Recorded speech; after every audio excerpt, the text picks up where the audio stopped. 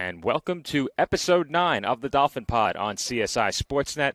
My name is Joe Foreman, and I will be hosting the show solo today for the latest episode of the official CSI Athletics podcast. A lot to get to on this week's episode, so you won't be hearing too much from me today. We have a stacked lineup coming up on the Dolphin Pod, which includes conversations with 5 members of the CSI men's basketball team, their head coach, TJ Tibbs, and Chris Granozio of D2EastHoops.org. However, before we get to all of that, let's take a look at what's been happening around CSI Athletics ahead of this past weekend's Tournament of Heroes and Women's Basketball Conference Challenge.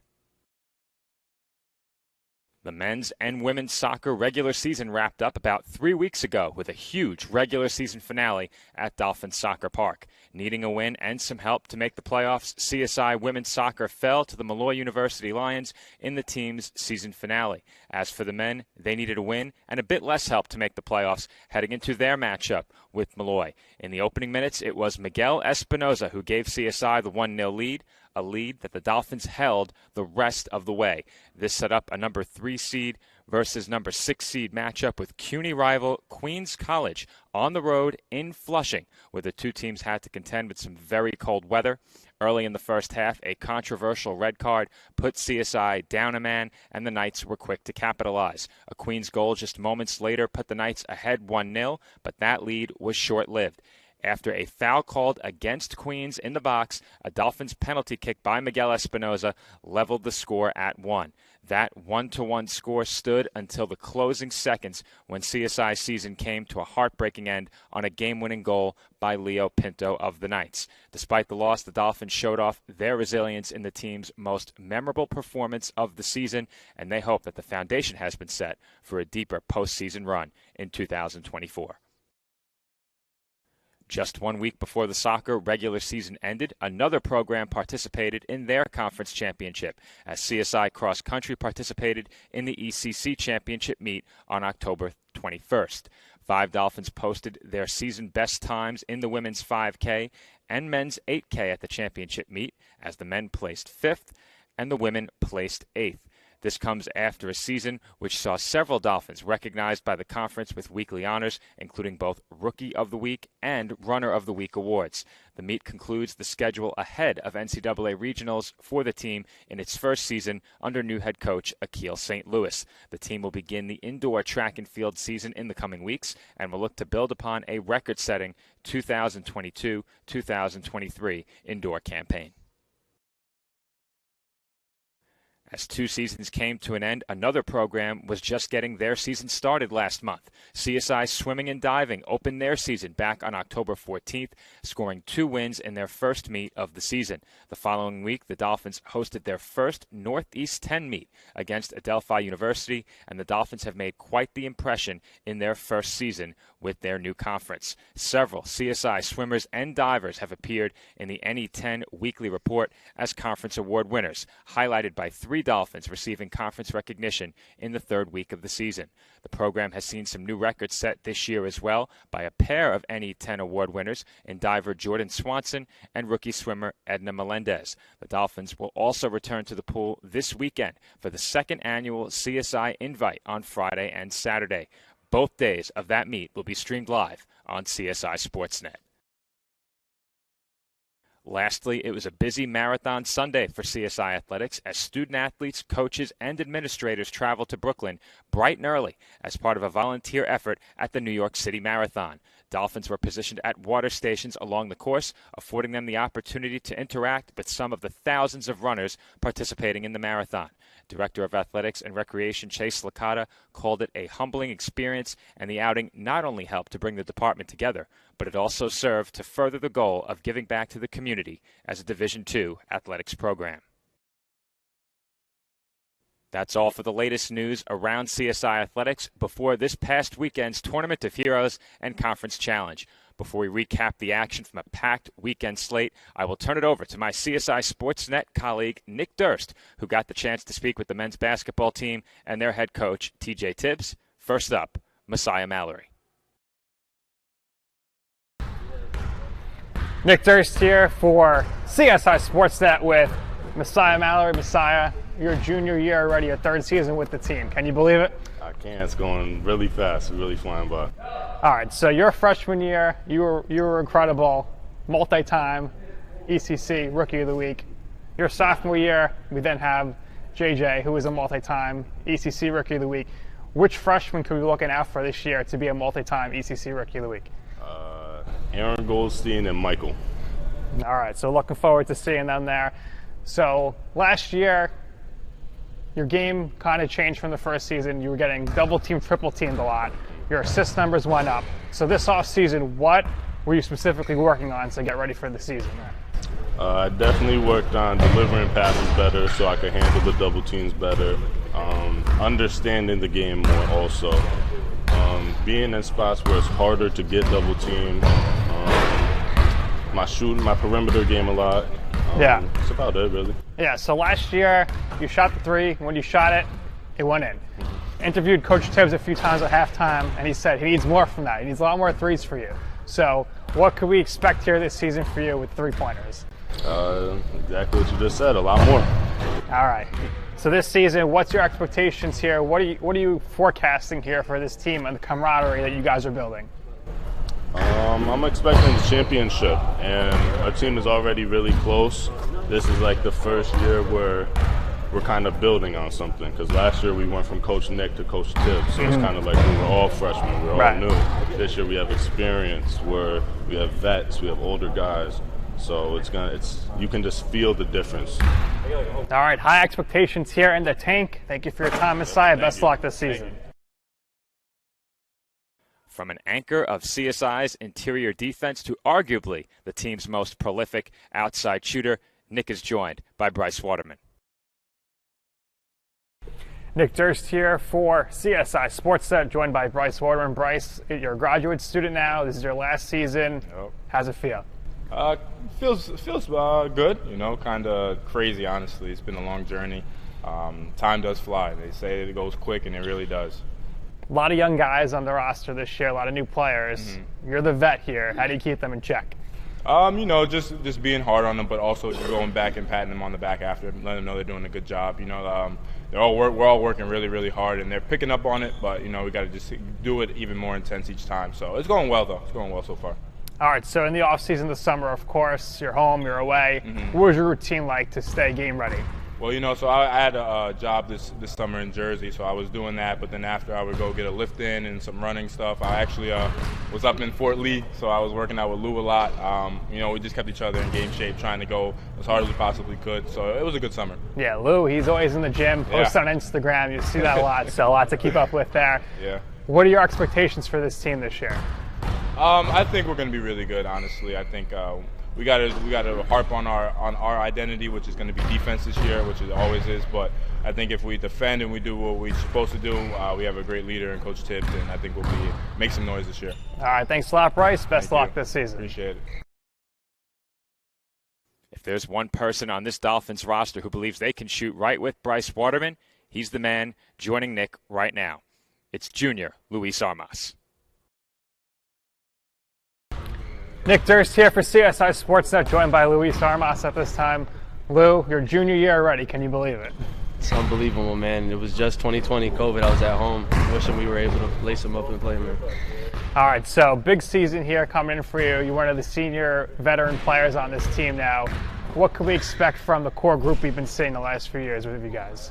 A lot more consistency. A lot of us have been playing together now a couple years, and we had a very upsetting loss last year in the playoffs. So we're definitely going to come out with a lot of fire, a lot of chips on our shoulders, just ready to go and hoop. All right, so a lot of new players on the roster this year. What have you seen in practice that you like from the new players? Who should we keep an eye out for? I mean, all of our new guys are very talented. Adelaide, he's a grad transfer from Pace, very hardworking, defensive-minded guard. Chris Clancy's another shooter, another splash bro on the team, if you will. Me, Bryce, and him now. Now there's three of us. Then we got the point guard, AG, Aaron. Very shifty, quick, high IQ, great kid. We're all great kids. Blake, our guy from all the way from Florida. Another Isn't he crazy? He comes from Florida weather to New York. It's unbelievable. I wouldn't do it, but I mean, hey, it's his life, But he's here. We're glad he's here. He's going to work really hard, play defense for us, And then, yeah, got a really good group. Mitch from Brooklyn, St. Edmunds, has a lot to prove as well. All right, who can we expect to make the most three-pointers this year? I'm going to say myself, just because, you have to say that. I believe in myself. I put in plenty of time in the gym, I have to have faith in myself more than anybody. All right, tell us about your summer routine here. What did you do to stay ready? Summer routine, I was in the gym, every day, lifting every day at 8 with my trainer, Chris, back home. And then right after, I would have my basketball workouts with my friend Kyle. And then just pick up whenever I can with a lot of overseas guys, guys that play in the U.S. and stuff, just to keep in great shape, and just working on my fitness, All right, best luck this season. Yes, Appreciate sir, it. Joining the Dolphins last season, Nick's next guest made an immediate impact with the team. Nick's joined now by Jordan McAllister. All right, Nick Durst here for CSI Sportsnet with J-Mac. Listen, man, last year you showed some great flashes. Couldn't stay on the court as much as you like. So what did you do this offseason to make yourself ready, stronger, and ready to go this season? Just in the weight room, getting stronger, getting a lot more flexible, some yoga stuff. Just staying in a positive mindset, just have the mentality I'm going to be healthy the whole year. All right, so how has everything been going so far for you in practice? Have you been ready to go? You've been showing that explosiveness we saw in those stints last year, and what can we expect from you on the court this season? You can expect consistency, me to work hard, good defender, getting to the basket, getting to my spots, just encouraging my teammates and getting the job done. All right, this season, lots of new players for you to play with. How has it been learning how all these different players' styles go? How is everything meshing together in practice so far leading up to the season opener? The past couple of weeks have been developing more camaraderie. Adeleo Ekami, veteran, coming from Pace, real good defender. Chris Clancy, knockdown shooter. The freshman, Blake, another shooter. AG, gets to the spots, a real good offensive player. And Mitch, shows real good signs, 6'5" wing, athletic. They're doing good. All right. Appreciate your time. Best luck this season. Thank you. During the past year on Sportsnet, we've had some big-time moments that have been paired with some big-time calls. Two people who know a thing or two about that are Nick and his next guest. Nick is joined by JJ Chestnut. Nick Durst here for CSI Sportsnet, joined now by JJ Chestnut. JJ, excellent freshman season. Thank you. How happy were you with your personal performance last year? Oh, I was really happy with myself. Proud of myself too. So, yeah. All right, this year, big year, sophomore year. Are we expecting a big jump from you offensively and defensively? Definitely defensively. Last year, I kind of was just thrown into the fire with injury and losing guys, and I was forced to play all game. But this year, I'm actually glad to say that I'll be able to monitor my minutes, and I think I'll be more efficient offensively and defensively, yes. All right, so last year, of course, multi-time ECC Rookie of the Week. The awards, they just kept on coming. Which freshman should we be keeping an eye out for this year? Ooh, I would definitely say Aaron Goldstein and Sean Hargrave down there. Yep. All definitely right. My two So, favorites. of course, Joe Foreman, the ACC here, my broadcast colleague, he absolutely loved my great call in your game last year when I sang Chestnuts Roasting on an Open Fire. What did you think about that call? Was that the most crazy thing you ever heard about yourself? That was the perfect celebration I've ever had for myself. As soon as I seen it, I had to sing along. Chestnuts roasting on an open fire. It worked perfectly. Nobody has ever sung that for me. There we go. I think this year we'll have to do some sort of karaoke or something. Yeah. We'll get all the fans with Danny the the Dolphin. Dolphin, He'll yeah. be going crazy. We'll put on a T-shirt. It'll be great. All right, this year, the team. You've been doing all the practices, coming towards the games now. What have you been liking, what you've been seeing? What are your expectations for this team moving forward here? What I'm really liking this year is that we're focusing a lot on the little details that everyone really doesn't pay attention to. So when you're playing defense, how you turn your feet, how you open up your hips, we're paying attention to the little things that the little things that caused us to lose games last year. That's what we're really focusing on this year. All right, JJ, best of luck this season. Thank you for the time. so much. Thank you. Our conversations with CSI men's basketball would not be complete without getting a word with their head coach. Nick is joined now by CSI men's basketball head coach, TJ Tibbs. Nick Durst here for CSI Sports, joined at this time by men's basketball coach TJ Tibbs. TJ, You've been going through the practices now. What have you been liking, what you've been seeing from this new roster, a lot of new faces? Yeah, just the effort. We're really focused on what we're trying to do. I mean, it's really early. I think the guys are giving tremendous effort. But I think at this part of the year, everybody's doing that. Everybody's walking out saying that we're working hard, everybody's excited. So it's going to take some while for them to gel. But like our groups usually are, they're pretty close off the court, so that helps with what we're doing on the court. And having more bodies this year, at least right now, and I would knock on every available part of wood that I can, but having bodies in practice is definitely helping, especially with the teaching aspect of it. But we're going really slow with everything, but they've just been really locked in on everything that we need to do. Every year, towards the end of the semester, so December, we always talk at halftime, and we talk about what you love to talk about, which is your team's academics. So this year, some good standouts from last year returning. Zeres led the way last year. Who could we look out for here to be a leader in the books? I think everybody. I mean, there's a bunch of them that have goals this year to be 4.0 students. I mean, what I'm really proud of is right now we have 3 graduate students, and it's a lot more independent of a study. You're a little bit older. They've gone through it. They've all had great GPAs as undergrads, so looking for them to get it up there. The freshmen have been working really hard. You never know. I mean, I know they're going to do well, but you never know how well. And, we return, there's only 2 guys that are under 3.0 cumulative, which is, outstanding. So, and not to knock those two guys are going to be above 3.0. They are for sure. So they're working really, really hard. So I'm really proud of all of them. Our goal is to lead the ECC in men's basketball and GPA. And here, swimming has had a chokehold over it, the GPA. Women's basketball has been great, and other sports. Softball has been great. But we want to get that GPA award at the end of the year, so that is an integral focus. They're actually meeting right now academically about what's going on, so I'm glad that you asked me that. Of course. All right, so on the court, a few key players returning now, a lot of upperclassmen, sophomore, juniors, and graduate students, seniors as well. We know what those guys are going to bring. What have you seen from them as far as their interaction with the new guys, and what new players here could we really keep a lookout for? Well, I think for one, the older guys have been teaching the younger guys. The older guys are understanding. Last year, everybody, especially with myself coming back to the program, everything was new. Yeah, I've been coaching for a while, and I've been coaching here for a while, and even though I recruited all the guys, they were still new to me. And then with the way that we had to play last year, every game was a different game plan, so it's hard to have continuity like that, and then guys in and out the lineup. So I think guys being settled in what we have to do base-wise, schematically, and being able to have guys in the program that can help me and help the staff with other guys, with the younger guys, with some of our newcomers that are older. I mean, they're great in their experience, but they don't know what we're doing, per se. And as far as newcomers, I mean,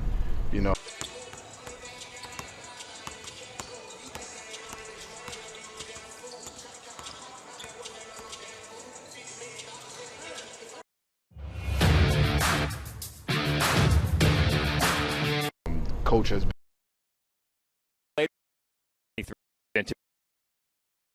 A special thank you to Nick Durst for coming in and conducting all of these interviews with our men's basketball team as part of our 2023-2024 season preview and as a special addition to this episode of the Dolphin Pod. However, Nick's work wasn't done just yet, as he joined me for a conversation with Chris Granozio of D2EastHoops.org at this past weekend's CSI Tournament of Heroes.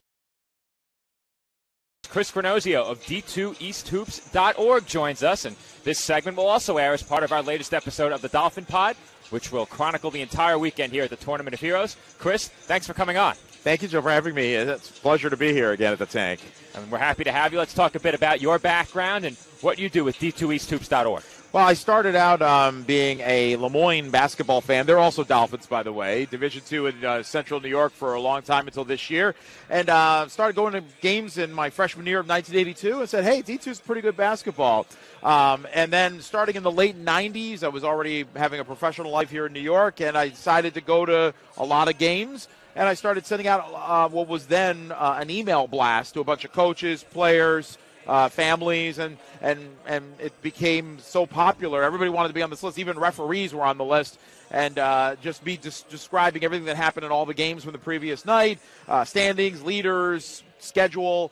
And then I had a friend who was interested in the women's side who was in Boston, and he did all of the women's, and we decided to put it together after much urging by fans to put it on a website, and that's what we did, and we've been doing on the website for about, I think, 8 years now. That's awesome. And something that we've always enjoyed. Nick and I can both speak to this. We're big broadcasting fans. We love calling the games, and our previous sports information director, you might know him, David Pizzuto, who was here for quite some time. No doubt a future Hall of Famer. The three of us formed a broadcasting network not too long ago. We go around the region and broadcast a lot of games. Great. So we both get to do what we enjoy throughout the region, but you're here at the Tournament of Heroes each of the last 2 years, probably much further back than that, though I've been the point of contact the last 2 years. What brings you to this event every single season? What makes it special? Well, first of all, it's close. I live in Manhattan, so it's convenient. Number two, it is fitted into my schedule. Lemoyne played last night at Villanova, so I didn't have a conflict this weekend. Number three, great tournament because TJ does a great job of bringing in awesome teams. Yeah. A lot of schools will just, a lot of programs will say, it's an early season tournament. Let's get some cupcakes on the schedule, get some easy wins.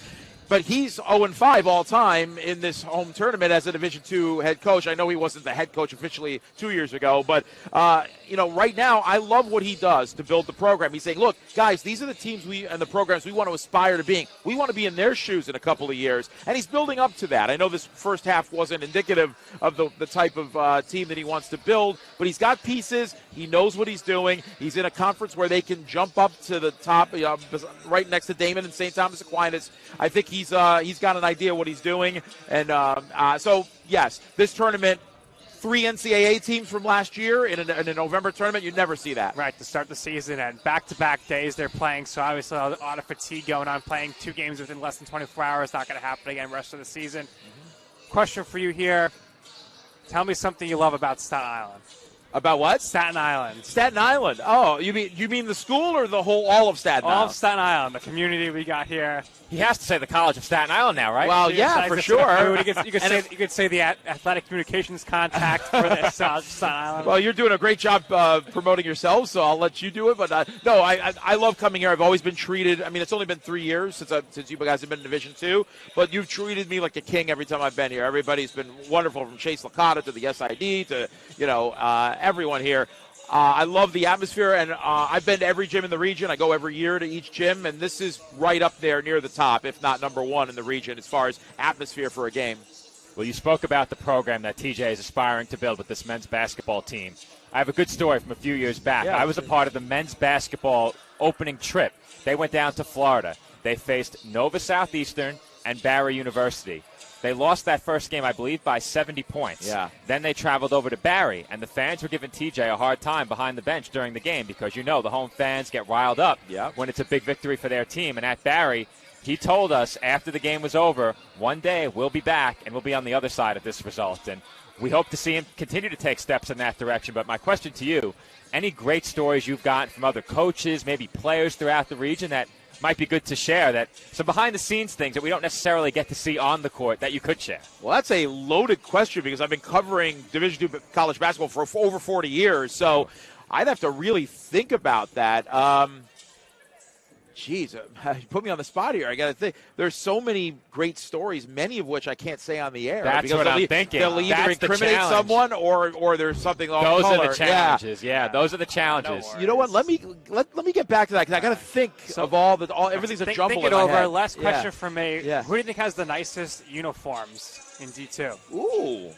Well, I tell you, I've been interviewed many times. I've never heard those two questions before. So credit to you guys for coming up with the ingenuity. That's why we are the best broadcast team in the ECC. We'd like to think so. There have been some really awful uniforms over the years. Right now, and again, this is a brand new season. I've only seen a couple of teams so far. Going off last year, again, you got me for a loss. I've got to get into that frame of mind of remembering what everybody wore for uniforms. All right, we'll narrow it down. Best in the ECC. Okay, I'm not a fan of St. Thomas Aquinas' gold uniforms. They wear those at home. I'm not a big fan of those. Let's see. I like their road uniforms. I like CSI's color scheme, and I like the home uniforms. The road ones, the light blue, right? If I remember correctly, they wear light blue. This year it's switched up. The white they're wearing today is now the road, and they have a new black uniform that they wore last night. Oh, okay. And I heard there was a blackout here last night, and you had a full house. So full house. Sorry I missed that. The Fanatics did a great job turning out. That's tremendous. So let's see. Roberts Wesleyan has okay uniforms. Mercy has nice uniforms. Trying to think of the other teams here. Deauville. Deauville and Damon. Deauville's got the best floor of any school in the region. Yeah. They've got the skyline of Buffalo emblazoned into nice. And they have a peace bridge up on the upper, beyond one of the baselines. That's the peace bridge from Canada to New York with the two flags. Wow. Beautiful. Yeah, that's a nice gym. Might need to give the design team here some ideas for our walkway up top, but a lot of sponsors up there, many of whom we've named throughout the weekend. So, Chris, it's been a pleasure. Thanks for coming on. We have about 5 minutes to go until the second half. We'll let you get back to your seat at the table and take in the second half. Thank you so much for coming on. Thank you. And next time, I guarantee you I'll have a story for you that's ready for air. There's a reason I left 5 minutes between now and the half. You can tell me those off-color stories. Oh, I will. Yeah. Okay. Chris, thank you so much for coming on. Be sure to check him out and his work over at d2easthoops.org. And thank you to Chris once again for joining us for that conversation at this past weekend's Tournament of Heroes. Our conversation off headset was just as good, if not even better, than our conversation on headset. And of course, I would be remiss if I didn't mention the reason Chris was at CSI this weekend, the 21st annual CSI Tournament of Heroes. Each year, we gather to remember former Dolphins Terrence Aiken, Scott Davidson, and Tom Hannafin, all of whom played for the Dolphins men's basketball program and lost their lives on September 11th, 2001. The weekend sees family, friends, alumni, and fans of the game come together at the tank to honor them, and this year's tournament saw a capacity crowd filling the Sports and Recreation Center. The Dolphins lost a pair of games on the court, but this weekend was about much more than basketball. We thank everyone who helped make the weekend possible, and as always, it was our privilege to reflect upon the lives of Terrence, Scott, and Tom this year.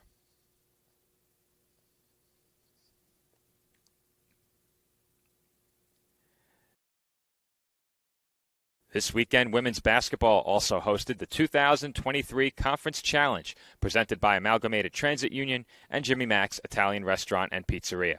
On Saturday, the Dolphins opened the event by knocking off the University of Bridgeport in a thriller. I couldn't be there at the game, but Nick Durst was, and he was joined by our TLC Physical Therapy Player of the Game, Dana Phelan. Dana scored 14 in both games the Dolphins played this weekend and helped lead the Dolphins past Bridgeport on Saturday. You were knocking down the threes, tying your career high today, 14 points. It seemed like you had the utmost confidence here in the home opener. Tell us about how all the hard work in the offseason went into this game and how you capitalized on all those advantages. During the offseason, I really just worked on my form, shooting, and my confidence is really what made me knock down those threes. I wasn't hitting in the beginning, and then I just kept shooting because last year I would stop shooting. All right, so at the end there, huge free throws by Gia, who we didn't know if she was going to be back this year. We saw her last night in the free throw competition during the men's game. How much did that impact her free throws here today? Oh, great. Great. All right, last question for you. What a block, what a stuff by Amaya Jenkins at the end there. Tell us about her tenacious defense all game long. She's so good at just being everywhere on the court. Yeah, and she can jump. So, she can jump. Yep, she was there. All right, congratulations, Dana. Thank you very much. And then go and celebrate with your teammates. Nick, back to you at the desk. Thank you.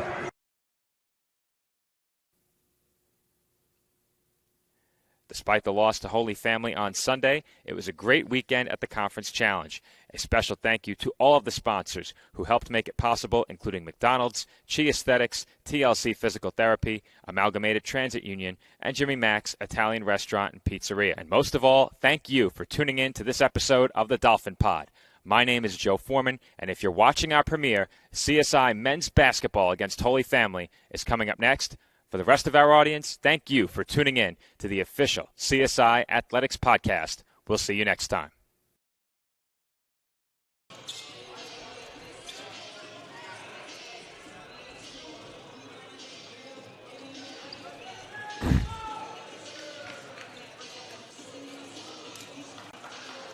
Live from the tank on the campus of the College of Staten Island, CSI Sportsnet presents NCAA Division II men's basketball coverage live on the ECC network.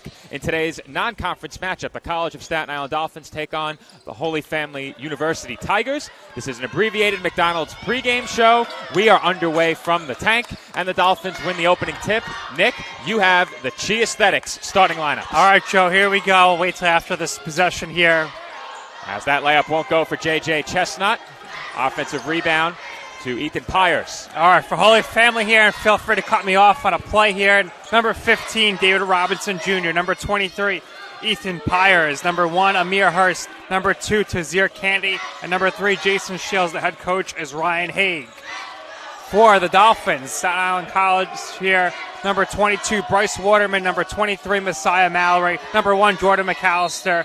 Number 3, J.J. Chestnut. Number 21, Aaron Goldstein. The head coach is T.J. Tibbs. Thank you, Chi Aesthetics, for providing the starting lineups. Of course, that was Pyers with a defensive rebound to open the game, and we have a foul called at the other end, and it will be Ethan Pyers heading to the line for Holy Family.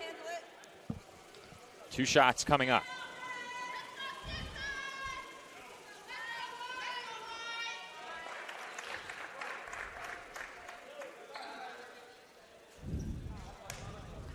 First free throw is good, and Holy Family has the first points of the evening.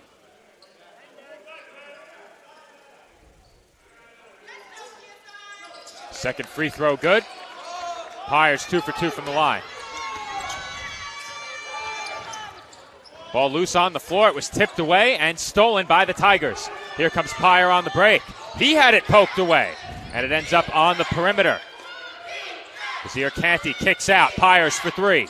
That's good. Pyers wide open there, takes the 3, no hesitation, and drains it. Nice start for Pyers. He has 5 early points, and the Tigers lead at 5-0. McAllister into the paint. Turnaround jumper. No good off back iron. It's tipped by Chestnut, and it will be Tigers basketball. Not a great start here offensively, Joe, for the Dolphins. 0 for 3. Dolphins exerting some pressure. Canty defended closely by Goldstein. Chestnut nearly poked it away.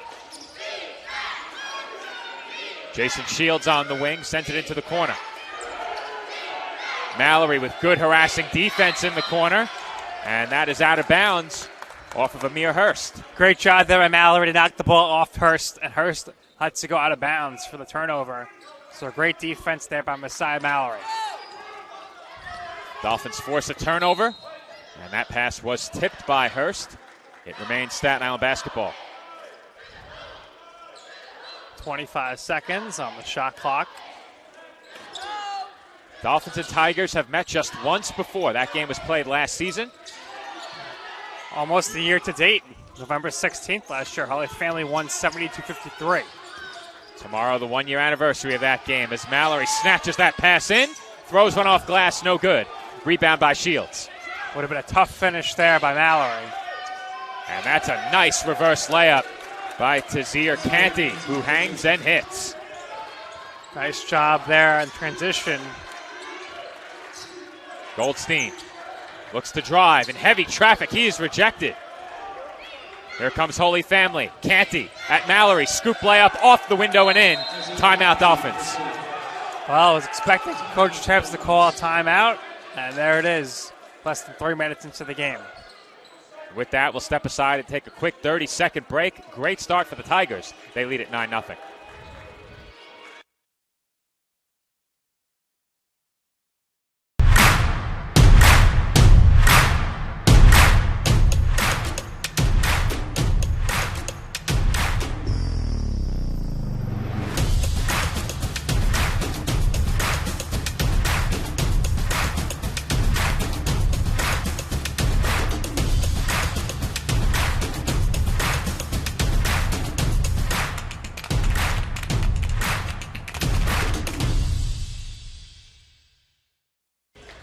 And we are back from the tank where the Dolphins are in an early 9-point hole.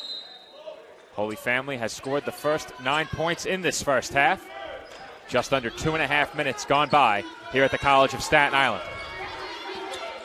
Goldstein defended closely by Hurst. He crosses over and gives it up to Mallory. This is Chestnut on the wing. Waterman, 10 on the shot clock. Mallory for three. No good. Chestnut has the offensive board. Good look there by Mallory, even though he couldn't finish. Waterman, too strong. And we have a whistle underneath. And that's going to be a foul against the Tigers. Over the back there on David Robinson Jr. Dolphins will inbound with 20 on the shot clock. Waterman rattles it in. Well, Joe, Waterman doing what we need to see him doing, and that is making the three-pointers. So nice job by him there to get the Dolphins on the board here. Nobody has a quicker trigger on this Dolphins squad than Bryce Waterman. He doesn't need much space, and he can make you pay from downtown. Good defense by Goldstein and Mallory. Goldstein, scoop layup is good. Great defense leading to some great offense. Good job by Aaron Goldstein. And we nearly had a dunk at the other end. Mallory able to meet Robinson Jr. at the rim. Mallory doing it all defensively right now. McAllister can't get it to go. Mallory has the rebound. Goldstein thought about it and does not shoot the three. Chestnut drives the baseline and pulls up. No good. Rebound loose. McAllister's putback is down. Count it, and the foul. Well, Joe, whatever Coach Tibbs said in that timeout, it has surely worked. Dolphins on a 7-0 run. McAllister to the line for one more as he converts on the putback.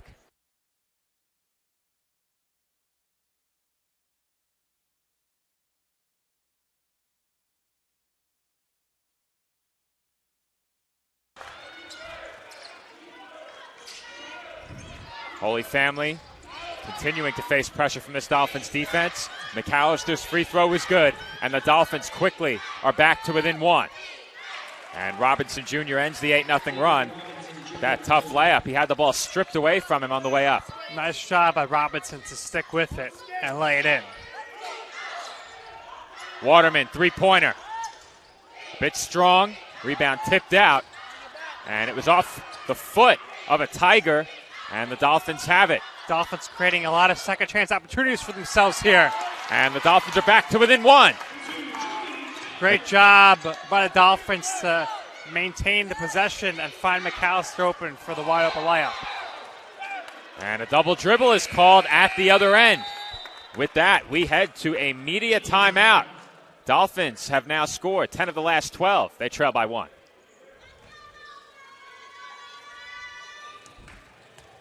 Chi Aesthetics Med Spa and Wellness Center. Our approach to beauty and wellness begins with a holistic plan tailored to the unique needs of our patients. When we consult with patients, we let them tell us what their problem is. We don't tell them what the issue is. We find out what they're looking for, and we discuss, and then we give them options. If you're looking to achieve radiant skin, you've come to the right place. We offer hydrofacials, microneedling, Opus Plasma, peels, facial and laser treatments, laser hair removal, body sculpting, fat freezing, hormone replacement therapy, Botox, IV drip therapy, and more. We are open Monday through Saturday and are located at 720 Forest Avenue, Staten Island, New York, 10310. We hope to see you soon. Visit our website at www.chiaesthetics.com for more information.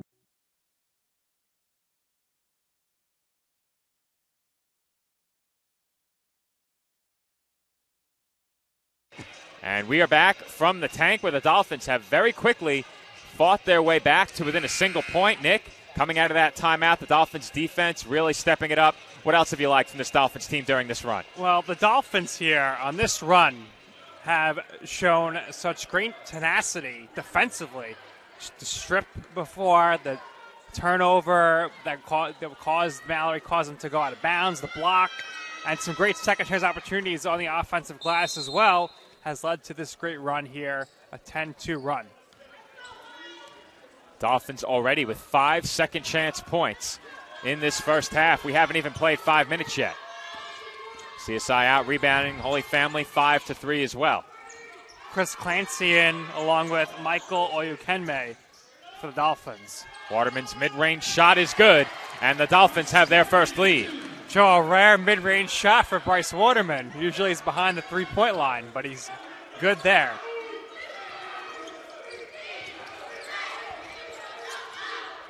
Dolphins continuing to pressure.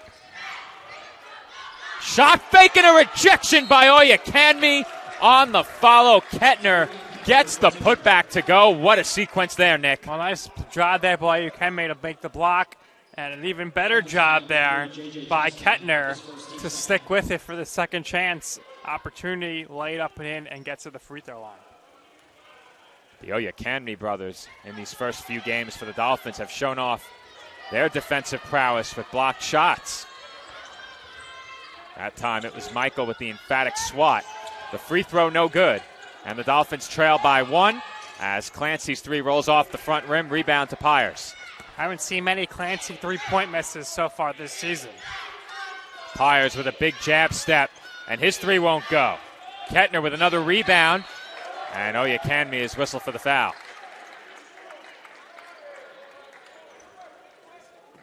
Kettner right back to the line, this time for 2 shots.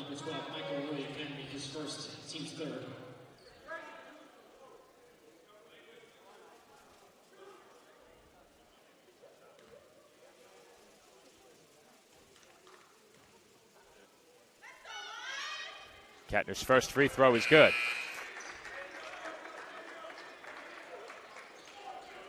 Kettner with more size than anyone else on this Holy Family roster, 6'8", 265. Dolphins only have one player who stands at least 6'8". That is Sean Hargrave.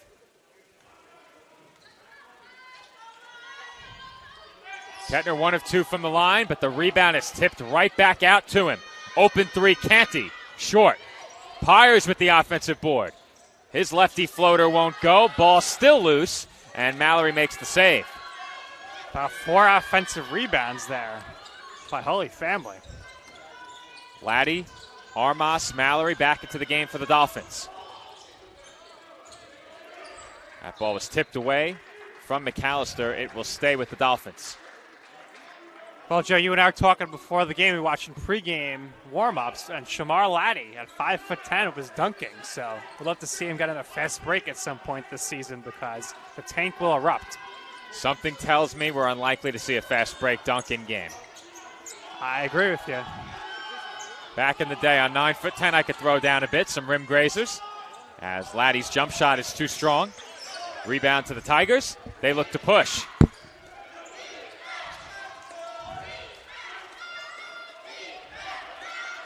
On the wing, this is Jake McGonigal. Feet inside, Kettner. Lefty layup won't go, but a blocking foul is called. Oh, I don't know about that, Joe. McAllister took the contact. And Kettner is right back to the line. He will attempt free throws, 4 and 5. Kettner spending a lot of time at the free throw line right now.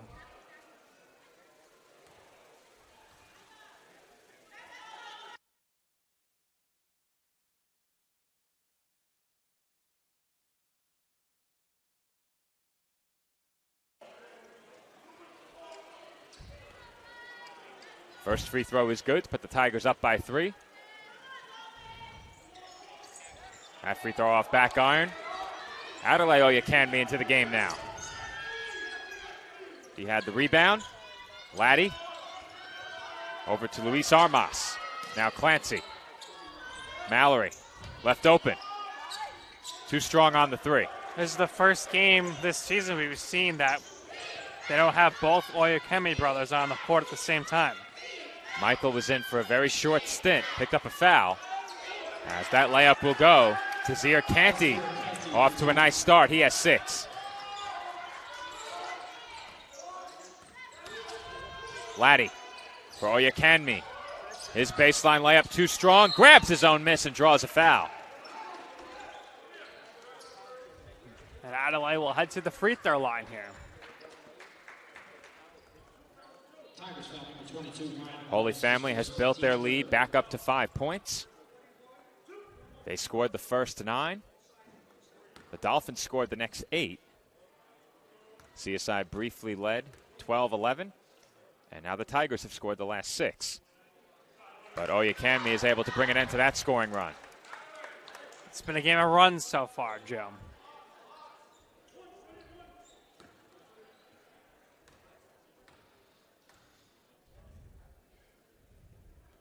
Second free throw for Oyakami is up and no good, but Mallory has the rebound. Clancy open.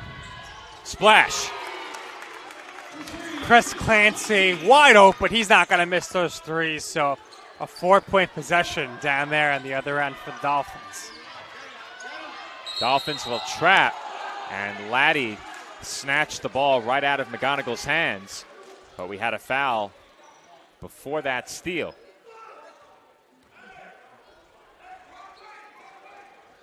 Dolphins are back to within 1 on that last Clancy three-pointer. Nice aggressive defense there by Laddie, even though it led him to a foul. That pass was tipped and nearly stolen as the Dolphins commit their 6th team foul. Mallory, the leader of the team, telling his teammates, you got to get that once the ball is stripped. Laddie doing a great job disrupting the ball handlers right now. The next team foul puts the Tigers in the 1-and-1 bonus. Still 12 minutes left in the half. Holmes had it poked away. He's down to the floor again. Open 3 in the corner by McGonigal off the side of the backboard. And another offensive rebound for Kettner results in 2 points. Holy Family doing a great job on the glass in this game.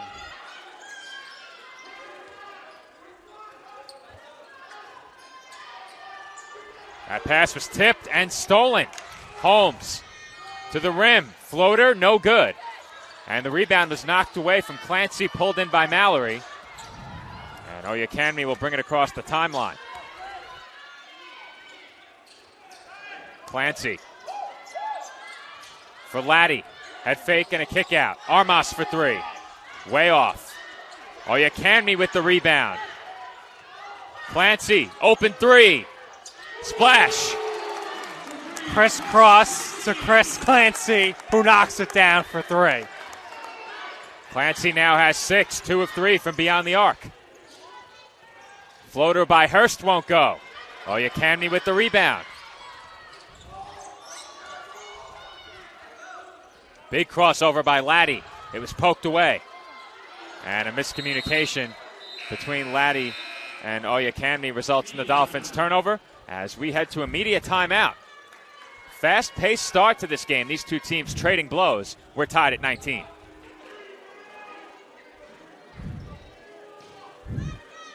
The Kettle Black on Staten Island, a top 5 wing joint in America by Food and Wine magazine. Serving daily lunch and dinner at the bar or on the floor. Perfect for family and group parties with top shelf drink and delicious food. From great times with good friends. Live sports and watch parties. To Staten Island's hottest nightlife. The Kettle Black features live music and DJs weekly. The Kettle Black features daily and nightly food and drink specials. The best Staten Island has to offer is at the Kettle Black. We'll see you there at the Kettle Black, located on 415 Forest Avenue, Staten Island. And we are back from the tank where the score is tied at 19. 10:56 on the clock in this first half. Dolphins got off to a bit of a slow start, rebounded nicely, and Nick, it's been a very entertaining start to this game. Very good start to the game here. I'm surprised it's tied with the way the team's playing all these different runs here. 19-19, great job, great coaching. The press right now for the Dolphins is causing havoc. Holy Cross doing a great job on the glass. And Chris Clancy with the great three-point shooting right now has this game tied. You and I are in a Staten Island state of mind, Nick, with Holy Cross. Holy Family. Holy Family, right. I'm surprised I haven't made that mistake yet, to be honest with you.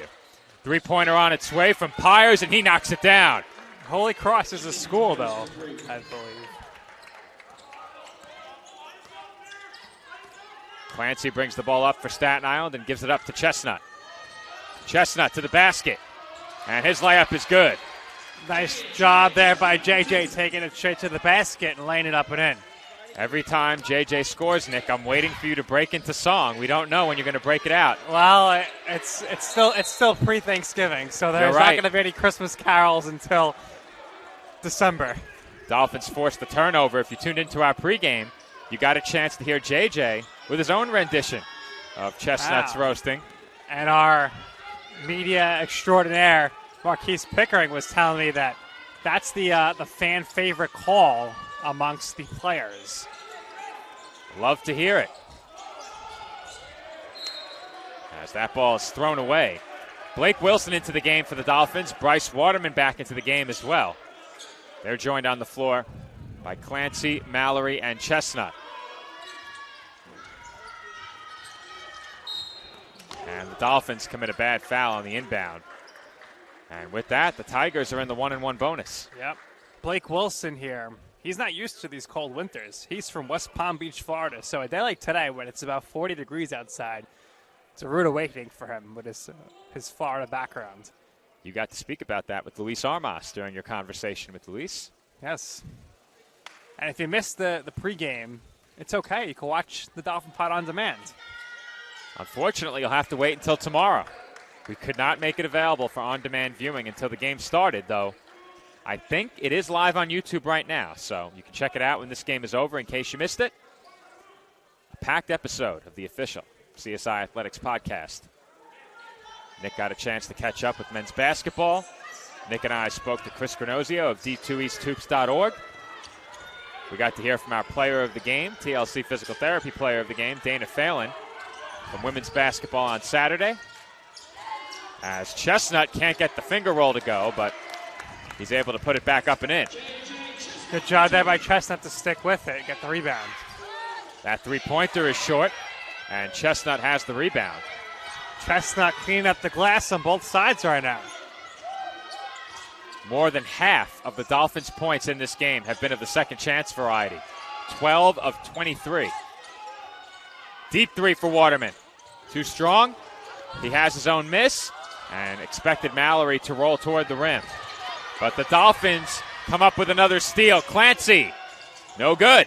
And Mallory's putback goes down. Another putback for the Dolphins. I've never seen a rebound like this on an offensive glass before.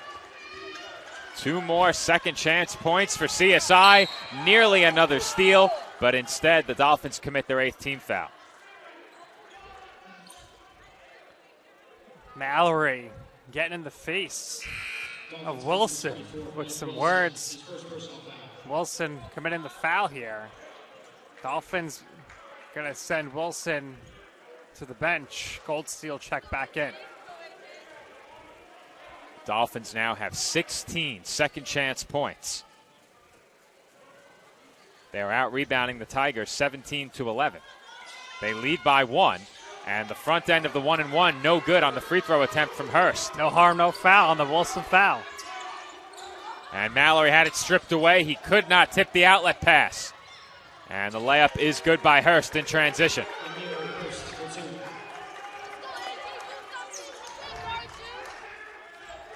Holy Family back up by 1.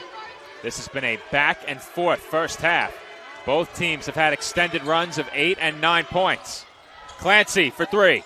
Splash. He's just unstoppable right now, Clancy. Puts up the threes. He's shooting at a really high mark from three-point range this season. And Goldstein has the steal. Clancy for 3. No good. And a whistle goes against the Dolphins in the pursuit of that loose ball. Dolphins racking up the fouls. It's going to come into play hugely here. 8 minutes left. A lot of free throw attempts upcoming here for Holy Family. 8:10 remaining in this first half. Dolphins lead is 2 points. And a chance here for Jake McGonigal to even up the score.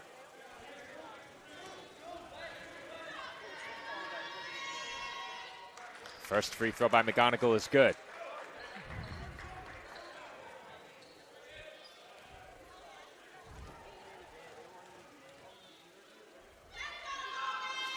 And it's a 2-for-2 trip to the line. We're all tied up at 28, just over 8 minutes to play in the first half.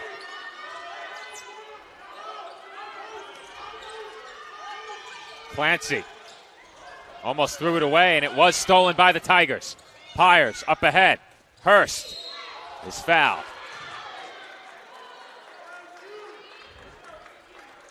Foul goes against Waterman. And we are inside of 8 minutes to play in the first half, which will send us to another media timeout. 7:52 to go, half number one. Dolphins and Tigers tied at 28. Hobra, a taco joint, Staten Island, where we're proud to have shared our family-first spirit with people from throughout New York City and the world. With indoor dining available both at the bar and on the floor. Or step outside for additional seating and an outdoor bar. Serving beer that's crisp, ice cold, and worthy of a day at the beach. Cocktails that explode with flavor. And great food made with the freshest and healthiest ingredients available. Events feature food and drink specials. Live music. And the best of Staten Island nightlife. Your CSI Student ID saves you 10% on your dine-in order at Hobra. Visit us at 412 Forest Avenue, Staten Island.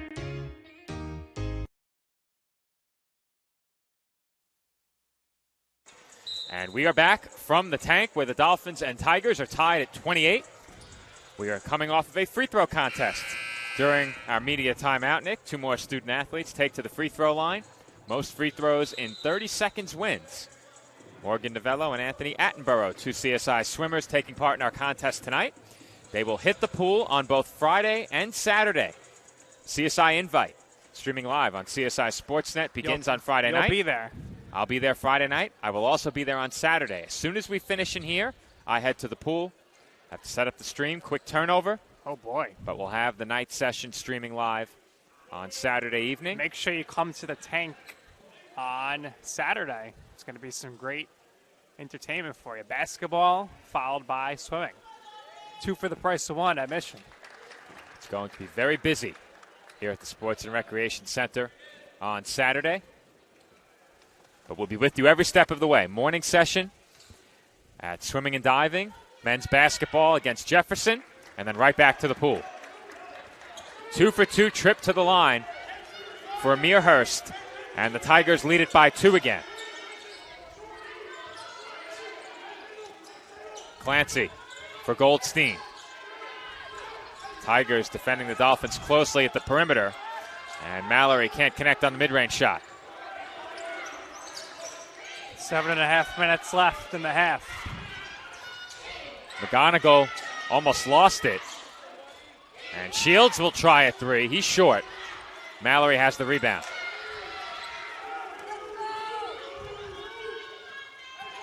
Goldstein for Clancy. Gets it back. Clancy for Mallory. McAllister back up top. Waterman looks to drive. Fakes. Dishes to Mallory. And he is fouled hard. Mallory will head to the free throw line after the foul by Pyers. 2 free throws coming up for Messiah Mallory. Mallory off to a slow start offensively. He's just 1 of 5. But he does have 7 rebounds and an assist. Chris Clancy, CSI's leading scorer with 9. On the other side, Canty and Pyers both have 8. Mallory's free throw too strong.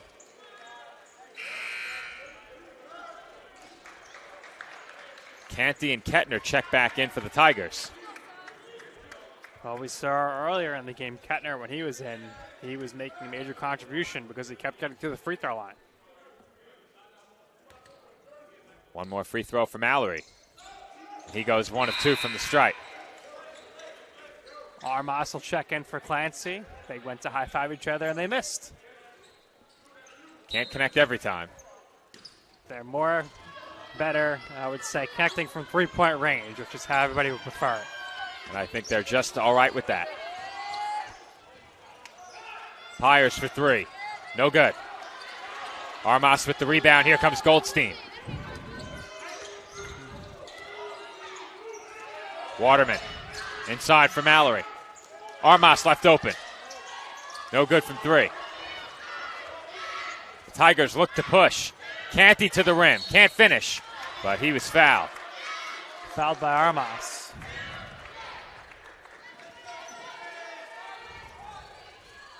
Tazir Canty to the line for 2 shots. So far in this first half, quite the free throw disparity. And that's not unfamiliar territory for the Dolphins. Last year they didn't get to the line much. And so far in this game, the Tigers have attempted 14 free throws to CSI's 5. Despite that, Holy Family leads by just 1. Well, you see here the officials are huddling. Wonder what they're discussing. I think they're discussing who the last foul was on. Well, they're going to probably come check over here, so our engineer Tyler's ready to go. You're ready to go, but I think it was on Armas. All right, so Tyler will cue up that last replay.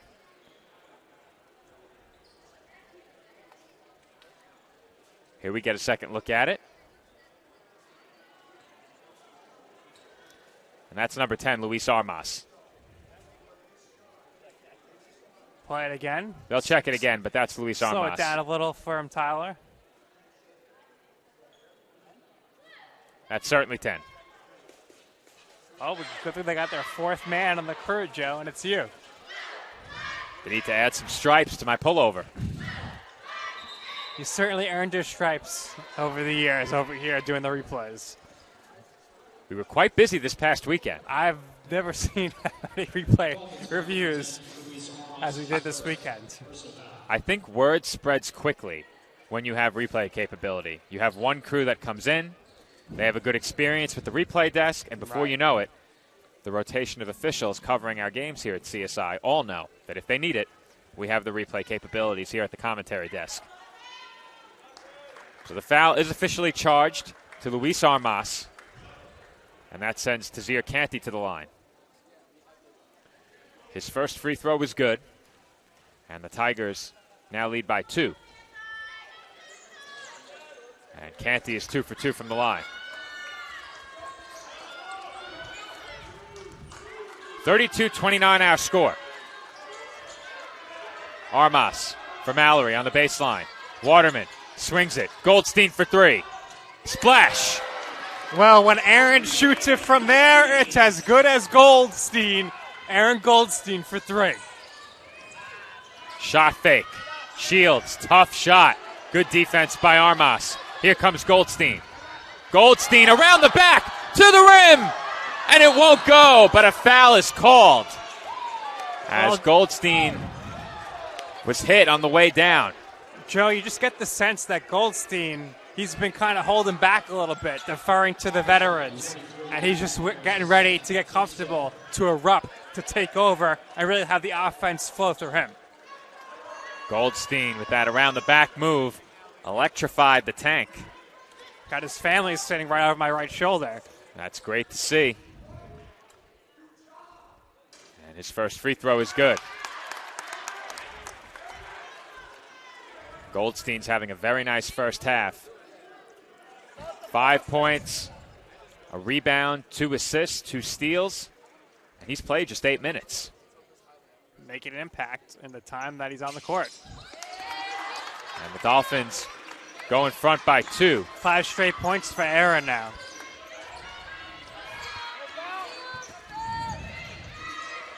Hurst for Pyers. He fakes. Armas all over him. Shields, hands off. Hurst defended closely by Goldstein. Hurst will look to drive, falling away, can't get the shot to go. But a second chance also rims out. Big rebound by Mallory. Mallory doing a great job on the boards in this game. Lots of rebounds here from early. That was number 8. Waterman stumbles, hop steps, finds Goldstein for 3. Short. Hurst has the rebound, but he throws it away, and it's tracked down. Canty gives it up. Hurst over to Shields. Canty, defended by Goldstein, spins over Mallory, gets the layup to go off the window. Really nice job there by Canty with all the traffic to finish and tie the game. 4:50 left in the exciting first half. What a first half this has been. These two teams putting on a show. Mallory, turnaround jumper won't go. Rebound was tipped by Armas, brought in by McAllister. Count it, and 1. Another offensive rebound leading to a second chance points for the Dolphins. CSI all over the offensive glass. They have 11 offensive boards, and they now have 18 second chance points. You don't really see them hit that number much in games, let alone in the first half.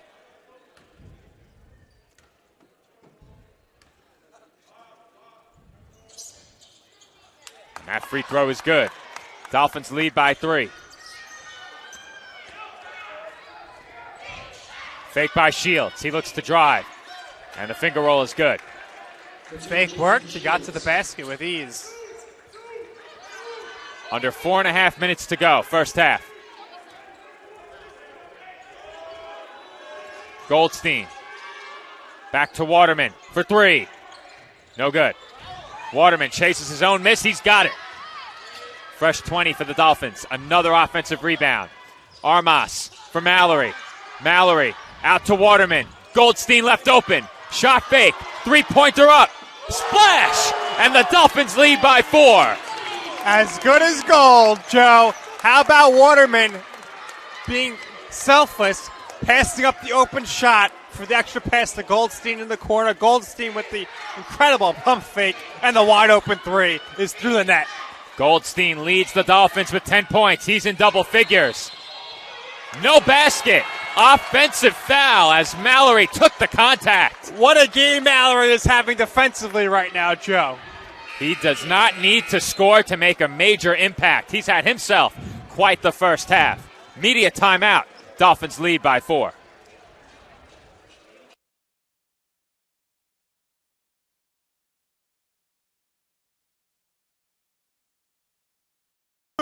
No, I'm right. The podcast that uncovers the origin stories of some of the biggest names in sports, media, and entertainment. Nick Durst here along with Joe Calabrese. Here we are, 200 episodes later, about 150 episodes with guests, our friends, soon to be your friends. Well, it's pretty clear, Joe, that it's all about You Know I'm Right, the podcast. That's my You Know I'm Right moment. Wanted to do a podcast. Everyone was like, what are you, crazy? Who's going to listen? You're not going to get guests. Well, guess what? I'm the best when it comes to getting guests. You could vouch for that. I am so happy that you asked me to do this. I couldn't have been more thrilled. And follow us on socials. Check us out. I promise you, if you want to work in media, whether you work in media now, whether you want to quit your job and work in media, come to us, and I promise you, we will get you on the right foot. That's what it's all about, uncovering the origin stories of some of the biggest names in sports, media, and entertainment. Keep it locked on You Know I'm Right.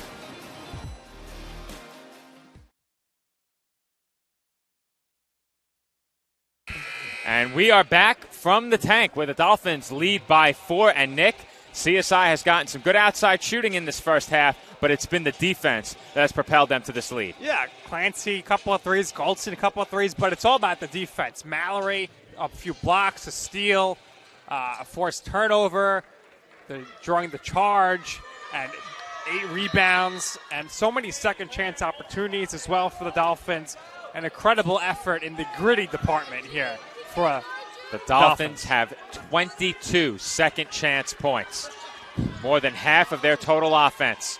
As McAllister gets the floater to go, CSI leads by 6, their largest lead of the game.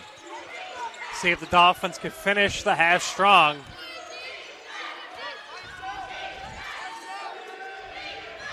Just over 3 minutes to go. The Tigers work it around the outside. Shields, and 1. Great job there by Shields to take the contact and go to the hoop, score, and then he gets a chance to go to the free throw line here to trim this deficit to 3. That's a big basket by Shields to slow the CSI momentum. The Dolphins were on a nice run. But the free throw won't go. Clancy, McAllister, Mallory, Waterman, Goldstein on the floor for the Dolphins.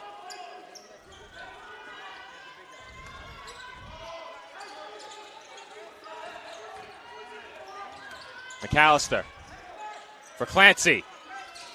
Short on the 3. Mallory, offensive rebound. He was stripped. And we have a dunk at the other end of the floor. Fast break transition slam by David Robinson Jr. Robinson wide open there, and he slams it home with ease at 6'7". Clancy in the corner. Doesn't get the roll. It's tipped. Goldstein has it for 3. Splash! Wow, Joe. That summarizes the first half so far. Mallory with an offensive rebound. Goldstein for 3. Shields, turnaround jumper, and he was fouled. We will get a second look at that on replay. The Dolphins bench, demonstrative in their reaction, did not think that should have been a foul. We'll take a look at the replay here. We could slow it down as well.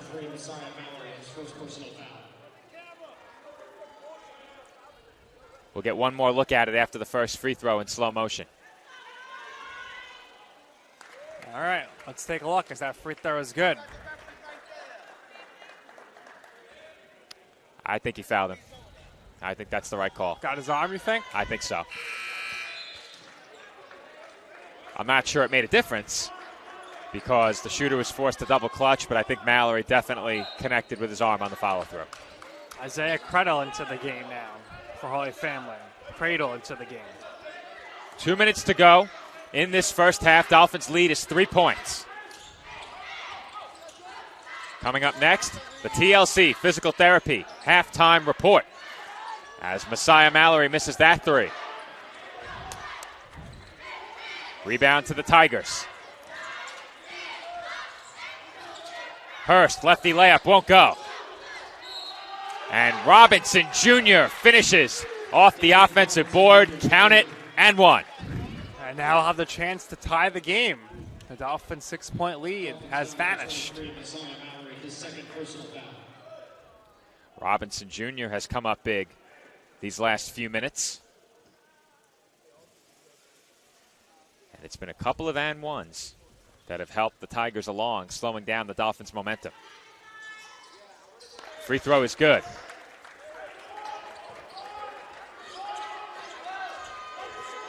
Goldstein brings it up. We're tied at 45. Thrilling first half. Both teams on pace for 100 points as Mallory converts through contact. Count that basket, and 1. Great job by Mallory. What a pass on the entry there to get Mallory deep underneath. Good job there by McAllister. One more free throw coming up for Messiah Mallory as the Dolphins will make some substitutions.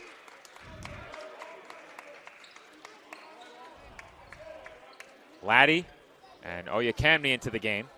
Michael Oyekanmi waits at the scorer's table, presumably for Mallory. Goldstein to the bench. What a first half. He had 13 points, 2 steals, and 2 assists. Aaron doing it all in that first half, offensively and defensively. Mallory already has 10 rebounds. With that last free throw, he has 6 points. He's played the entire half. Comes off the floor for what I believe is the first time. Ahead of that, he had 18 minutes. Might have come out for a few seconds. And there's a tough finish by Hurst as he lays it in around Oyekanmi. The Dolphin lead is 1. Laddie. Floater. No good. Oyekanmi fights for the rebound, but it goes to Pyers. Holy Family looking for a 2-for-1 opportunity here. And timeout is called by Holy Family they will use their 30-second timeout here rather than losing it. If you don't use it, you lose it. So it makes sense. Draw up your play here for now and for your next possession, assuming you get another one. I think that's a wise move by head coach Ryan Haig in his 5th year to call the timeout and draw a play up in this spot. A basket here gives Holy Family the lead. Meanwhile, on the other side, CSI will hope to take the lead into the halftime break, where once again, as I mentioned before, we will have our TLC Physical Therapy halftime report. As always, we are joined by men's basketball head coach TJ Tibbs. I've also been told that Jason Lamendola from TLC is tuning in once again. So a shout out to Jason as always. Jason, thanks for watching, but we want to see you here in the tank in person and join us. Join us at the broadcast. At some point this season, I'm sure that Mike Morrow and Jason will coordinate that. Mike, of course, the point of contact here for TLC.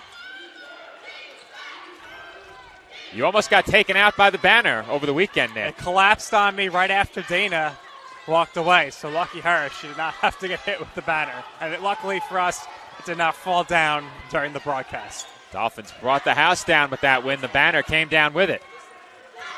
Huge crowds over the weekend. Zion Dolphins fans really showed up and showed out. A very nice crowd tonight as well. Student section is packed. 10 to shoot. Goldstein gets a screen from Oyekanmi. 5 on the shot clock. Big crossover. Spin move by Goldstein. Kick out. Clancy 3. No good. 2 seconds to go. Goldstein. Turnaround jumper. No good.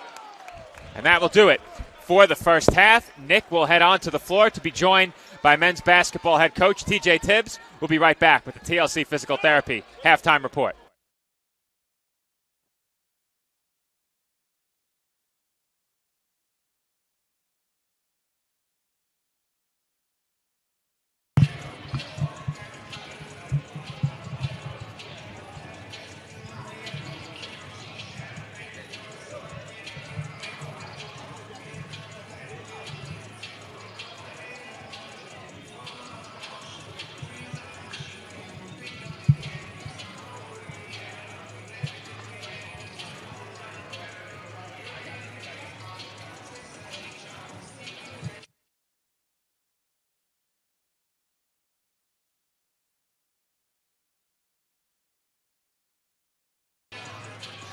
All right, we are live here for the TLC Physical Therapy halftime report, joined by Coach Tibbs. Coach, tremendous job on the offensive glass in this game so far. Lots of second chance opportunities. How do you feel about the effort on the glass? That's kind of our identity. You know, we got to get back to that a little bit. We're doing a good job in that, but, man, that defensive end is just a poor job by me so far, getting these guys ready to play defense, man. Holy Family's a physical team, super well coached. They're getting after us on the offensive glass, too, and in transition. So, got to do a little bit better on that, but the guys are playing hard on the offensive glass for our end. All right, talk to us about the newcomers feeling very comfortable right now. Chris Clancy from three-point range, Aaron Goldstein wreaking havoc all over the court. And let's not forget about Messiah Mallory, already 10 rebounds in the first half. Messiah needs to play better. So 10 rebounds, but not enough. Probably should have 15. Probably should have more points than he has. But, I mean, Aaron Goldstein and Chris Clancy, those guys, along with a couple other guys, they can shoot it whenever they want. They've earned it. And they're learning here as newcomers to the program when to take those shots. I believe in them. So if they want to pull it from half court, I'll be standing there clapping for them, and then we'll figure it out after the game. So I'm proud of them, but they need to do better on the other end too. All right, thanks a lot, Coach. Best of luck in the second half. All right, thanks for having me. All right, that's going to do it for the TLC halftime post-game interview. We'll head to break, and when we come back, the conclusion of this game, the second half, as we go to the break, CSI ahead 48-47 to Holy Family.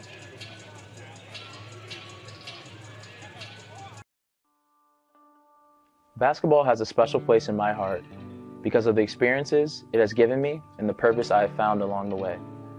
Basketball taught me that success doesn't require perfection. Rather, I should pursue excellence in everything that I do. Basketball has led me on a journey where I've accumulated numerous life lessons to value relationships, practice integrity, and demonstrate commitment. I've learned to welcome mistakes and not only accept adversity, but embrace it. It has the unique effect of eliciting talents in someone which would have otherwise lain dormant. It is something that builds character, an element that is essential to a player's growth and development. You sometimes wonder if all the mornings and late nights are really worth it. Then you look to your left and right, and you see your teammates beside you, and you know you're not alone. And it's comforting. When you're part of a team, there's a special joy in playing for something bigger than yourself. Basketball taught me how to embrace a community. Like music, it brings people together. When you make contributions to your team, your program, it's a rewarding feeling knowing the impact you have on the larger community when you observe how much it inspires the people around you.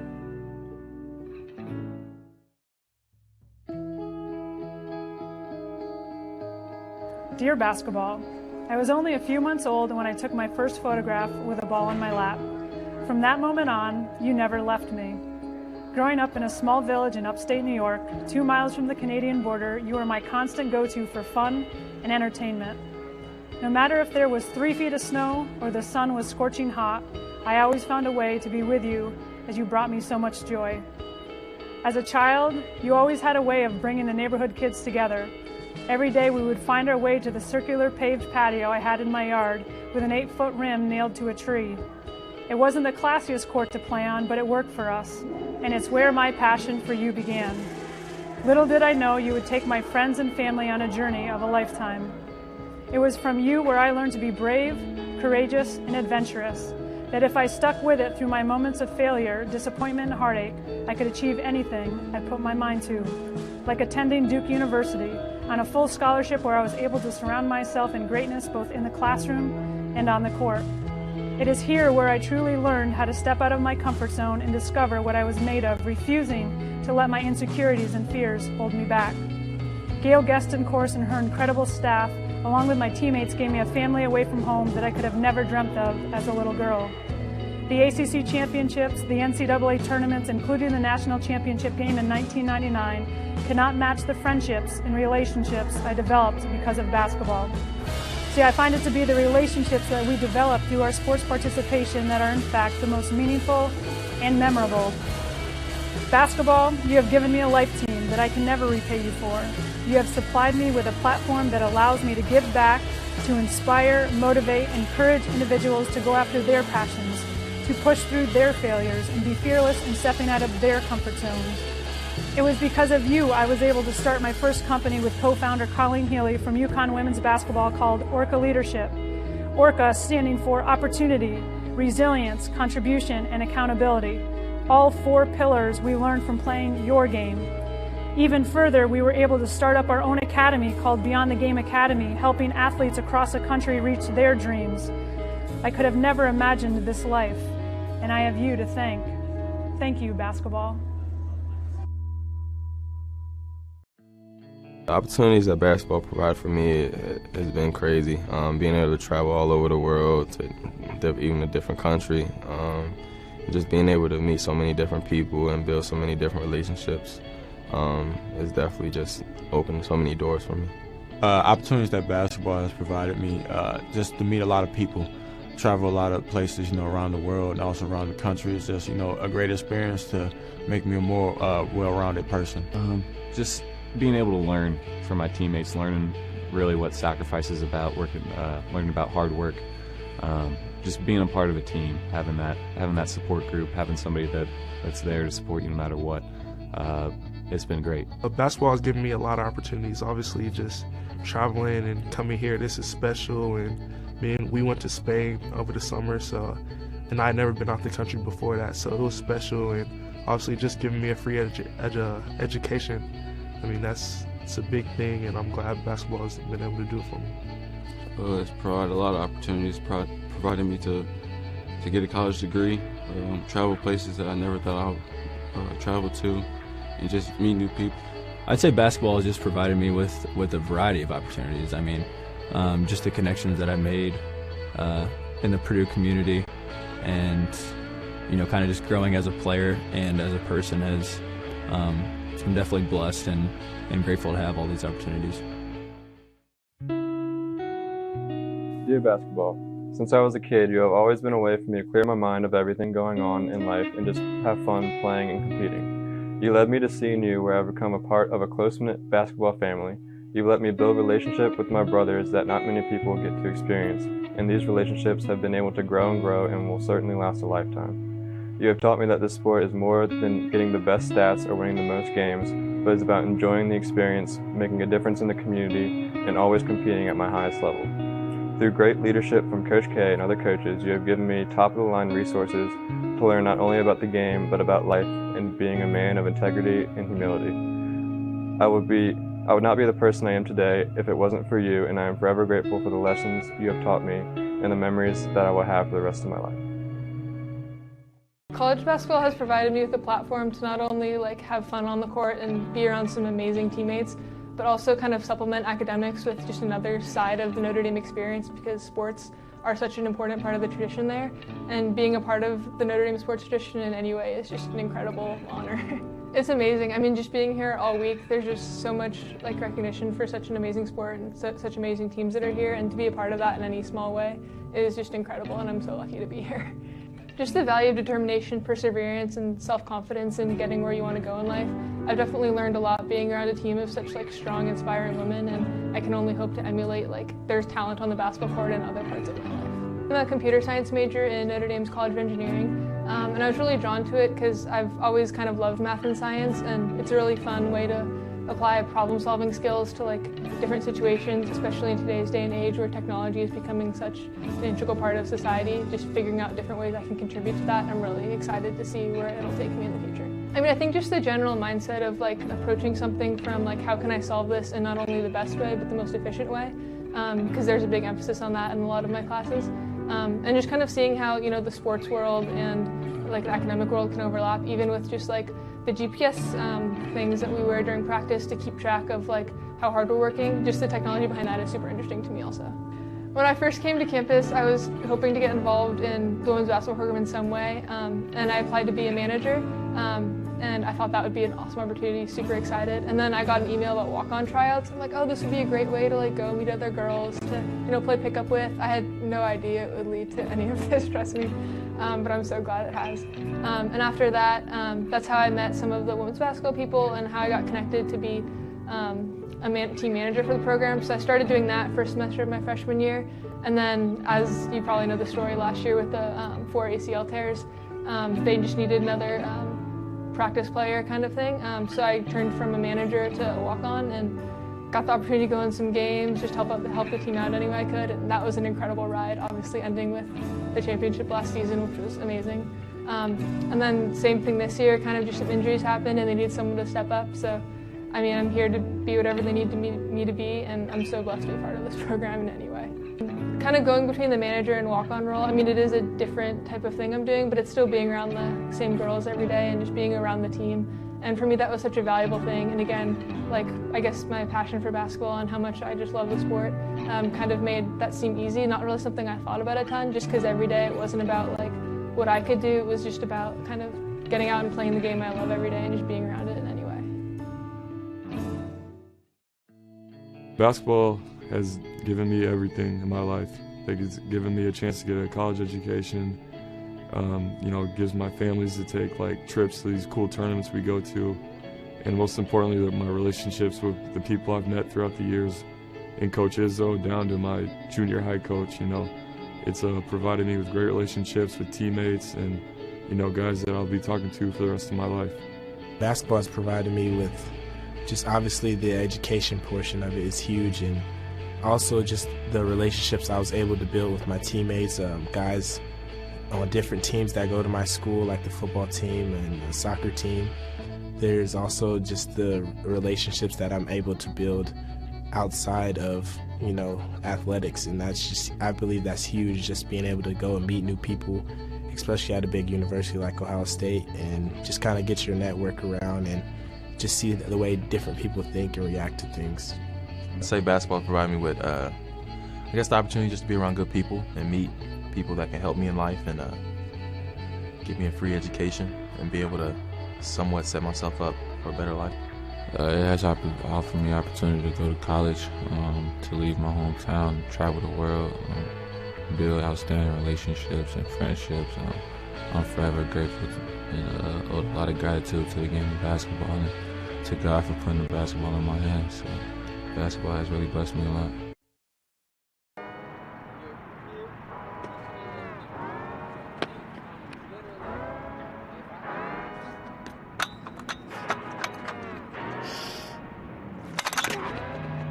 I was the kid who would do surgery on my teddy bear and like have my sister be my patient, and I would wear the stethoscope and the lab coat. I was that kid.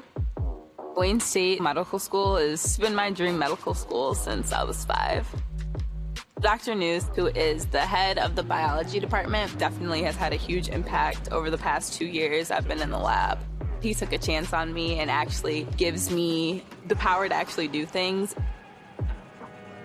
Athletics are important, but so is service, so is research, so is becoming a better person. And we expect you to do well athletically, but don't forget the reason you're here, which is to give back to your community and to get good grades. I've had so many experiences with underprivileged people and just seeing that they want the basic things that people get out of life. And if I can help in any way, that just kind of warms my heart. That's why I want to be a doctor, to serve those who have been dealt a bad hand.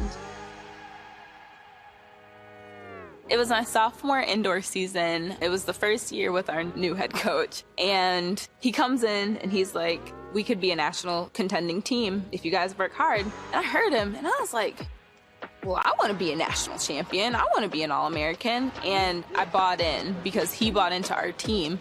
And I qualified to go to indoor nationals.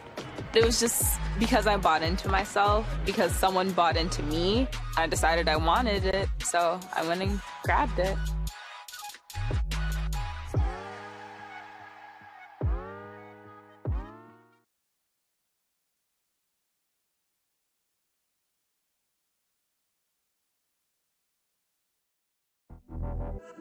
Champions know how to seize opportunities. When they see moments of greatness unfold right before their eyes, they push as hard as they possibly can, and then they push harder. Because the heart of a champion never settles, never quits, and never stops giving its all. We are champions. We are Division II. We go big, we give it everything we've got, and we win. On the field, on our campuses, in our communities, for our causes, in our careers. We rise to become champions in everything we do. We are Division II, and there are no limits here. We make our time count. We set our own path. We become champions on our terms. It's time to up your game, because we're here to play and learn. But most importantly, we're here to discover ourselves, our vision, our heart, our drive, to achieve every goal we aim for, because we want to be champions at the highest level, life. At Division II, the opportunity.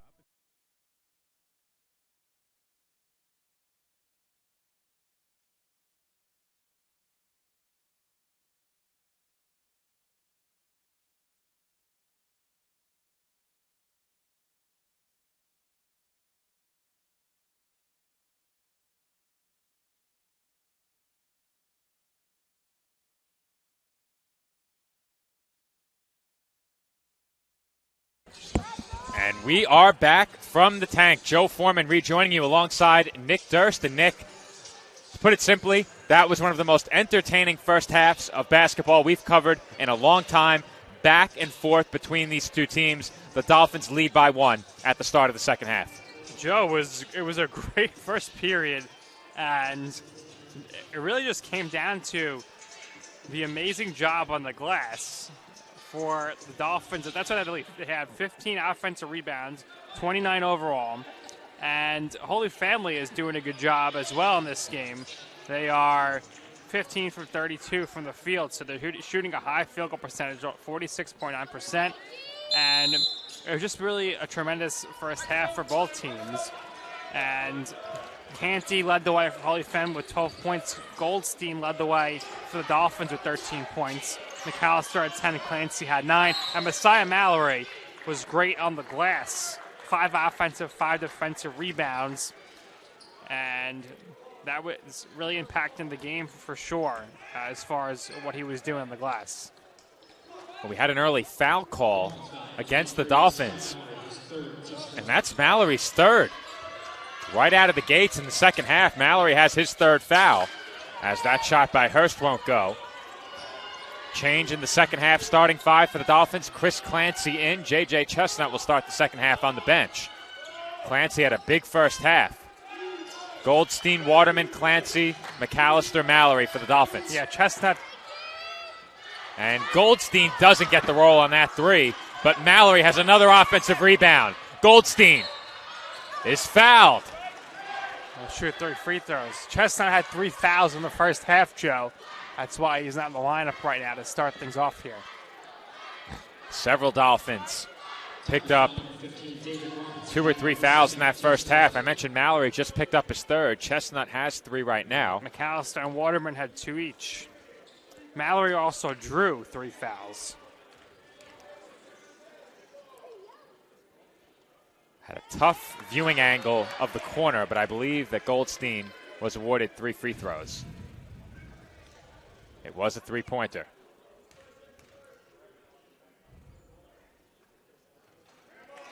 And he knocks down the first 2. Goldstein now 15 points.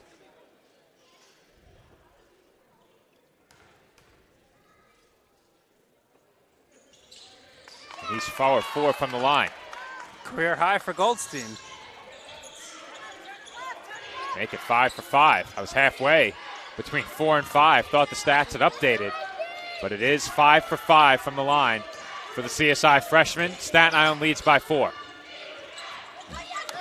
Good hands by Goldstein. He dives to the floor. He's got it. And that's a backcourt violation. Well, great effort by Goldstein. Goldstein. Great effort there. Goldstein just, it's hard to know where you are on the court in that situation when you're diving for it.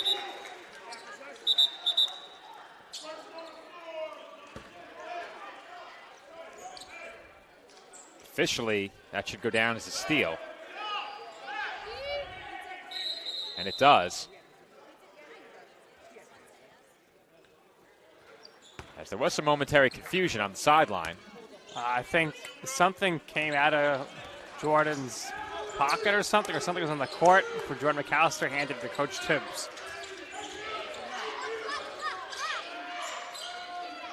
Pyers. Back to the basket, kicks out. Hurst. Shields wants the entry pass. He's got it.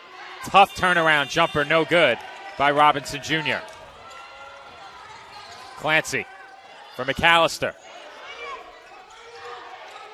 Mallory, head fake. Looks to drive and banks it in. Nice job there by Mallory going to the basket. 2 points away from a double-double. McAllister ended up on the floor as Mallory swats one halfway up the student section. The Fanatics are loving it, Joe. We got to get another look at that. That was tremendous.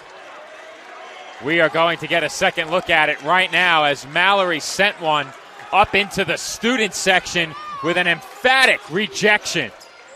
Boom! Hurst waited a bit too long as Goldstein pokes the ball free again. It's loose. McAllister has it. McAllister to the basket, and he lays it up and in. Timeout, Tigers. Let's see that Mallory swat one more time because that was a thing of art. And for Mallory and the Dolphins here, Joe, Thanksgiving is coming early. Mallory bringing all the stuffing to the table. Took the words right out of my mouth, Nick. An early holiday special courtesy of Messiah Mallory as we will head to break. The Dolphins lead it 55-47.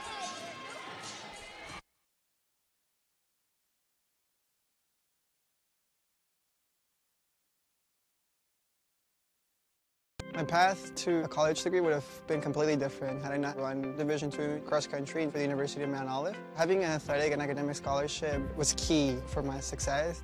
Our coaches were really helpful with balancing out my academics and athletics. I decided to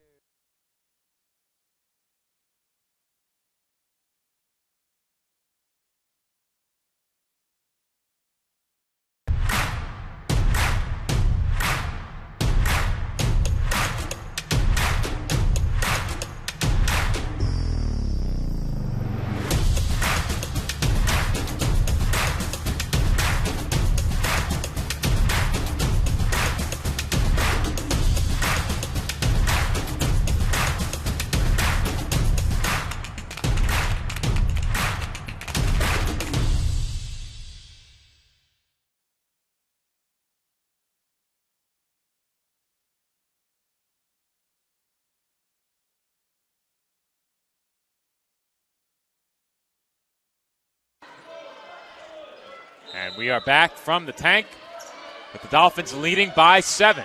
Make it 8. 55-47. CSI continuing to pressure the length of the floor. And they knock that pass away along the baseline with 23 on the shot clock.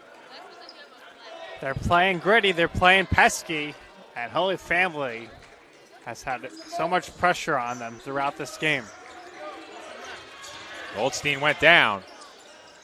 And that shot would not go down for Hurst, as it will stay. At least we thought it would stay Tigers basketball. Better get that replay ready. And they overturn the call.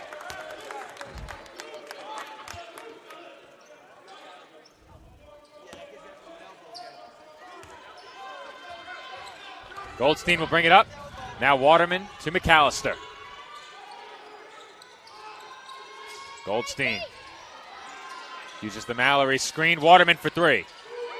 In and out. But the Tigers rebounded the ball on the baseline. It was Robinson Jr. who stepped out of bounds. Crowd thought that shot was going down. But Mallory was fouled there.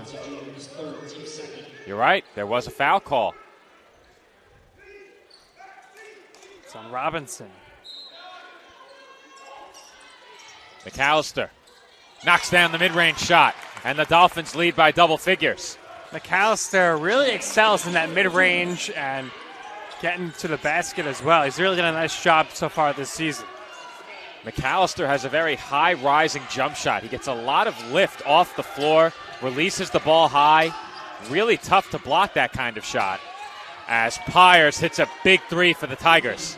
Pyers with the answer. Nice job by Ethan there to knock down the big 3.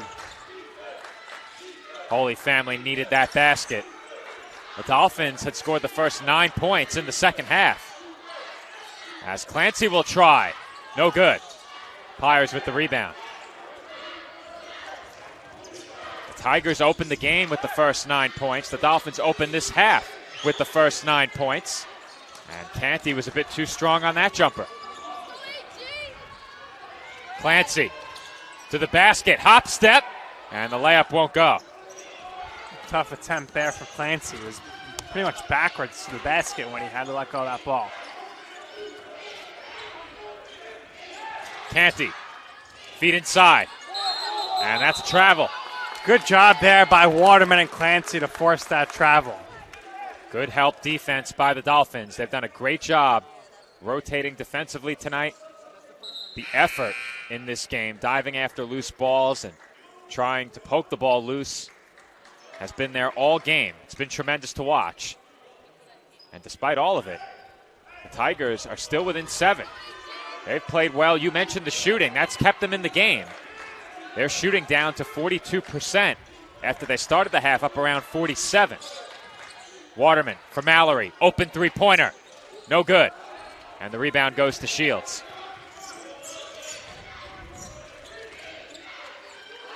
Shot fake by Hurst. He picks up his dribble and throws it away. And that takes us inside of 16 minutes.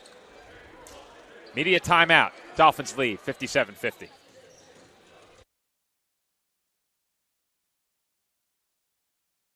The Kettle Black on Staten Island, a top 5 wing joint in America by Food and Wine magazine. Serving daily lunch and dinner at the bar or on the floor. Perfect for family and group parties with top shelf drink and delicious food. From great times with good friends. Live sports and watch parties. To Staten Island's hottest nightlife. The Kettle Black features live music and DJs weekly. The Kettle Black features daily and nightly food and drink specials. The best Staten Island has to offer is at the Kettle Black. We'll see you there at the Kettle Black, located on 415 Forest Avenue, Staten Island.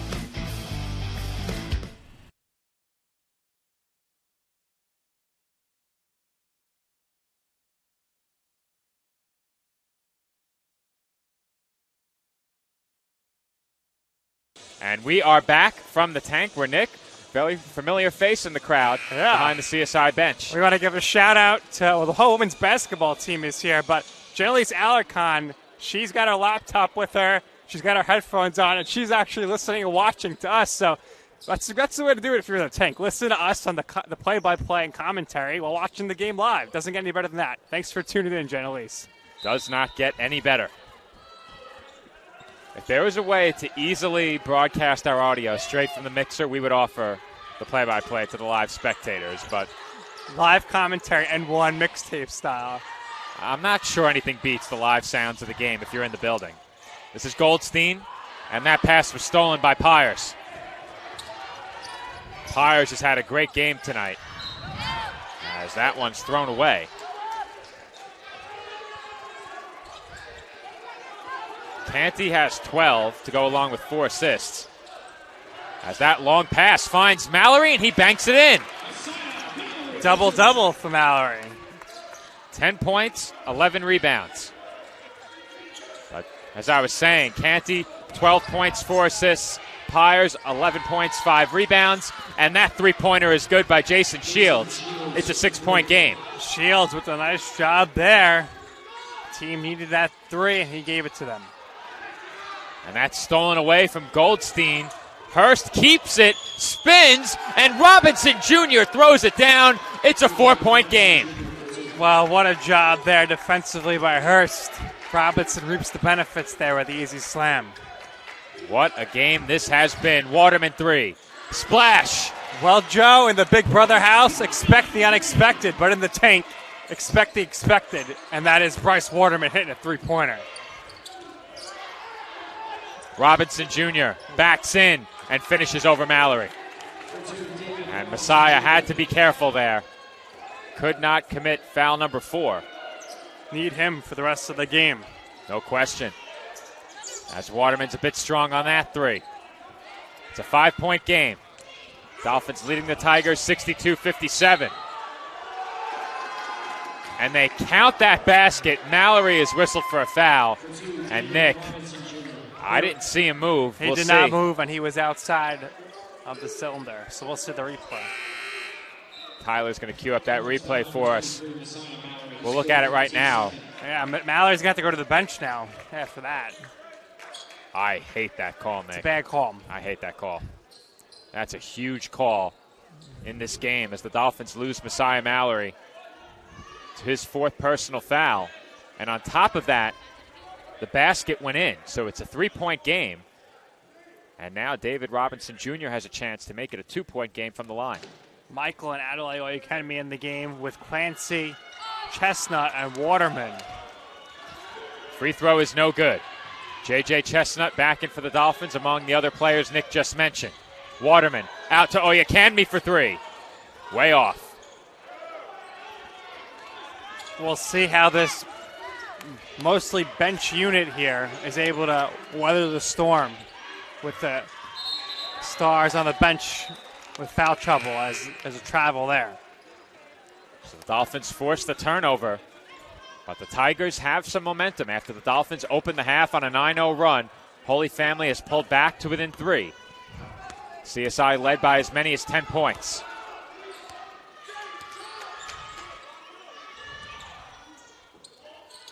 Clancy uses the Oyakemi screen, and a foul is called. Blocking foul against the Tigers, their 4th team foul. The Dolphins with just 2 team fouls through the first 6.5 minutes plus in the second half. Fouls way more of an issue in the first half. Inside of 20 to shoot. Chestnut out to Clancy. Clancy almost had it stripped away. Oyakemi is fouled. And Kettner will send him to the line with that personal as the Tigers pick up their 15th foul. Michael head to the free throw line here.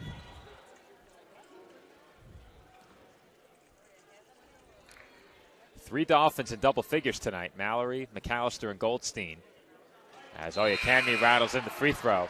Clancy has 9. That point, the first for Oyakhilme in just 3 minutes.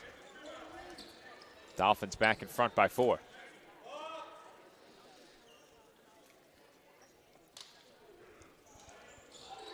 It's a 1 of 2 trip to the line. Offensive board by Chestnut. Clancy kicks out. Waterman brings it in, and that's an offensive foul. That's a tough call, Nick. Tough call. Certainly could have went either way. Player goes down on a spin move there from Waterman. I didn't see him extend the arm. That's what makes me a bit skeptical.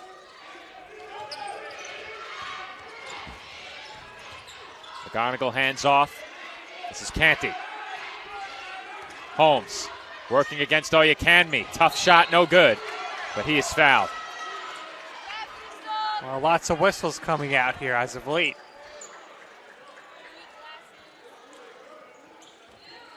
Both teams piling up the fouls now. Thought we had the Tigers with 5 team fouls, but the scoreboard has 4.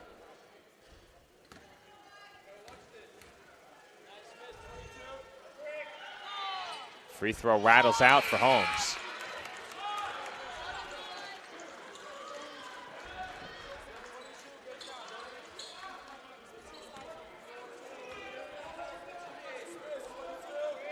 Second free throw is good, and it's back to a 3-point game. Anybody's game still. One run either way could be the difference. That ball was poked away, but kept by the Dolphins. Chestnut into the corner, and that was not tipped. Armas let it go, but no Tiger had touched the ball. DJ Tibbs not happy on the bench. Sitting with his arm crossed, shaking his head right now. Not happy with the foul call before, and not happy with his team turning the ball up. And now Holy Family on this possession has the chance to tie the game. Chestnut almost poked it away, but Canty is able to keep it. And stepping on the baseline, or I should say stepping on the sideline, was Tristan Harcourt in the corner. So the Tigers turn it over, and the two teams getting a bit sloppy these last couple of minutes.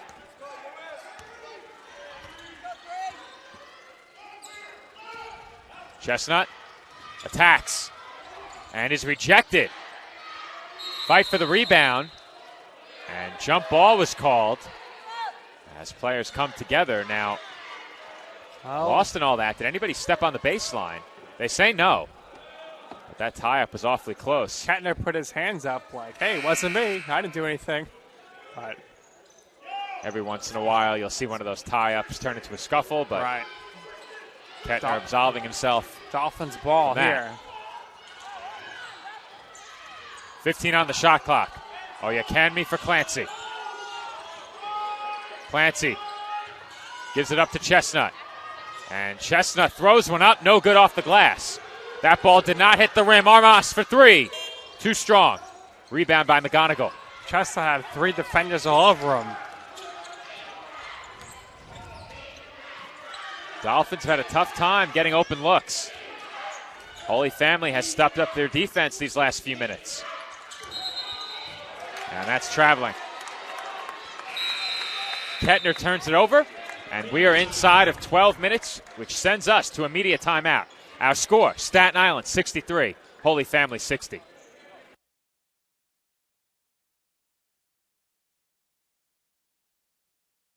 Chi Aesthetics Med Spa and Wellness Center. Our approach to beauty and wellness begins with a holistic plan tailored to the unique needs of our patients. When we consult with patients, we let them tell us what their problem is. We don't tell them what the issue is. We find out what they're looking for, and we discuss, and then we give them options. If you're looking to achieve radiant skin, you've come to the right place. We offer hydrofacials, microneedling, Opus Plasma, peels, facial and laser treatments, laser hair removal, body sculpting, fat freezing, hormone replacement therapy, Botox, IV drip therapy, and more. We are open Monday through Saturday and are located at 720 Forest Avenue, Staten Island, New York, 10310. We hope to see you soon. Visit our website at www.chiaesthetics.com for more information. And we are back from the tank where the Dolphins lead it by 3. But, Nick, these last few minutes have belonged to the Tigers. CSI trying to hold off Holy Family here in the second half. You just get the sense, Joe, this is going to come down to who has the ball last year. Two teams very evenly matched. Two teams both in the top 10 as far as regional rankings are concerned. And they played that way so far tonight. Well, the Dolphins welcomed 3 teams in for the Tournament of Heroes this past weekend. All 3 were regionally ranked in the top 5 this past week. The Dolphins did receive a vote for placement, but they were outside of those rankings. Jefferson, which will visit CSI on Saturday, they are also ranked in the top 10. They started 0-2. So that just goes to show you that early season record, not necessarily indicative of where a team stands. Right, and we all know it all comes down to conference play. As Chestnut gets the floater to go down. That's a big basket for J.J. Chestnut.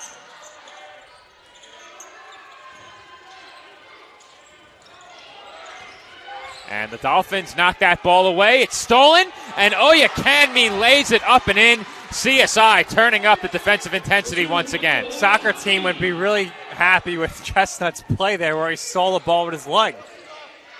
Not sure you're allowed to do that, but he got away with it. Incidental. It wasn't on purpose.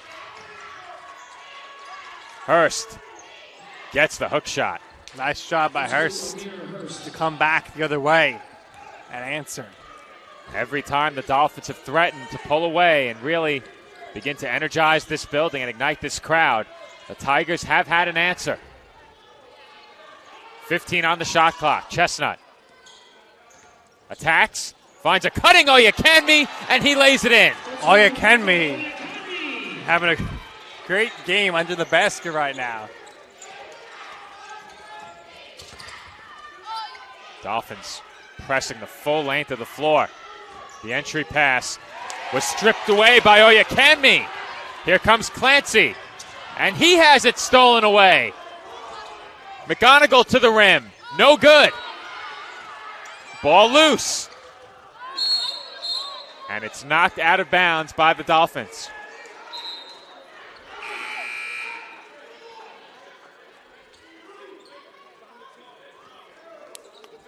Lots of madness going on in the court right now. Chestnut will check out. Goldstein back in. A frantic pace to these last couple of minutes. Holy Family was shooting almost 49% ahead of that last attempt. But the Dolphins have been able to hold them off. They've been really efficient at the offensive end in this game. The Dolphins still below 40%. As Pyers was too strong, but Oyekanmi is whistled for the loose ball foul. 15th foul, the Dolphins.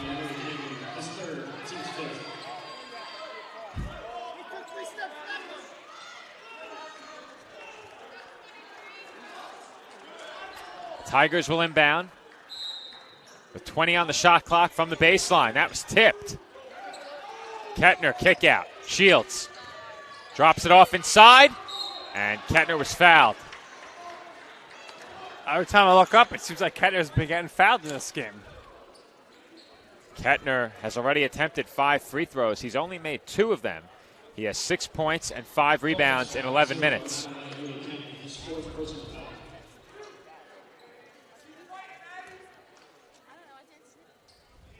Meanwhile, Oyekanmi picks up his 4th.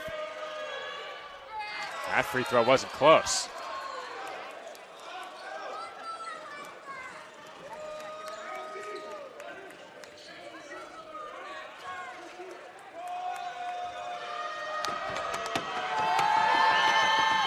And Kettner goes 1 of 2 from the line. 2-possession game. He's now 3 of 7 on free throws. We're inside of 10 minutes to play. Dolphins lead by 6. Clancy surveys the floor. Now Armas. Hands off to Goldstein. 10 to shoot. Clancy. Deep three-pointer. Off the mark. Well, Coach Tibbs said to me at halftime, he's got the confidence in his guys. If they want to pull up, they can pull up.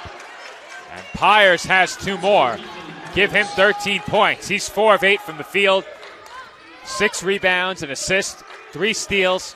The Dolphins' lead is back down to 4. Armas, no good. Oyakemi with the offensive board. And they're going to say he stepped on the baseline. Look, I thought somebody landed on top of him. He was kind of forced onto the baseline, pushed out of bounds from my vantage point. I agree with you completely, Nick. Coach Tibbs agrees with us as well. He has a case. Under 9 minutes to go. Canty speeds up the floor. Pyers gives it up to Holmes, who will look to drive. Off the fake, Shields. Doesn't get the bounce. It hit the shot clock, and it will be Dolphins basketball.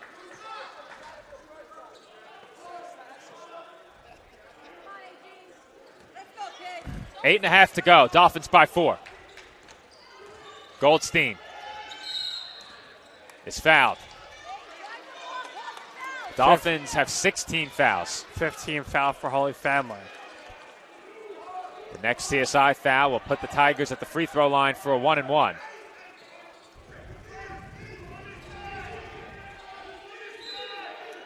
CSI inbounds with 24 on the shot clock, and Waterman wide open for 3. Bryce, baby, knocking down the 3. And the Dolphins needed that one for some more breathing room. Holmes left open. He can't answer. Oyakemi with the rebound.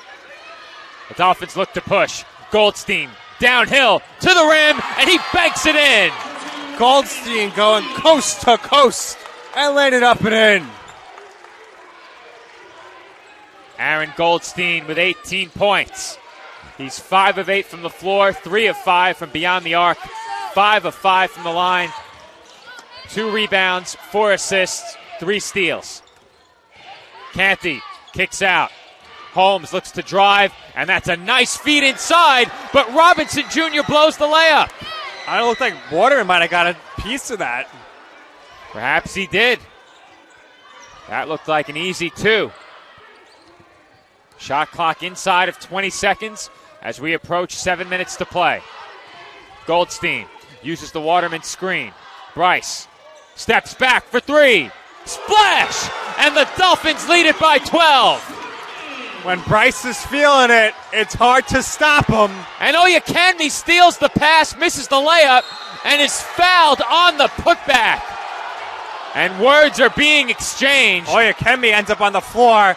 Dolphins holding back their bench.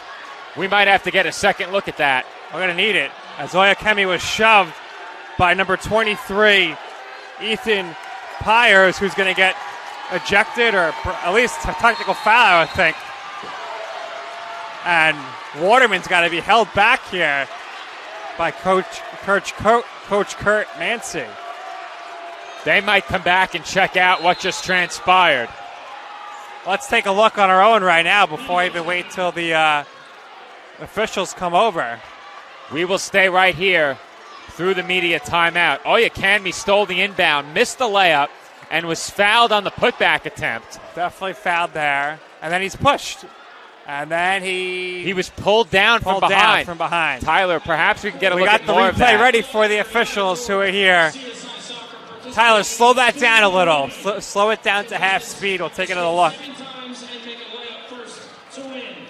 We might not have all of it on the monitor, so if not, we have the rest of it here on our second screen. It looked like Oyakemi may have been pulled down from behind.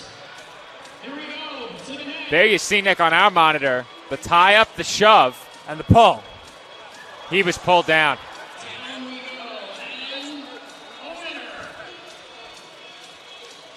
We have the full possession here.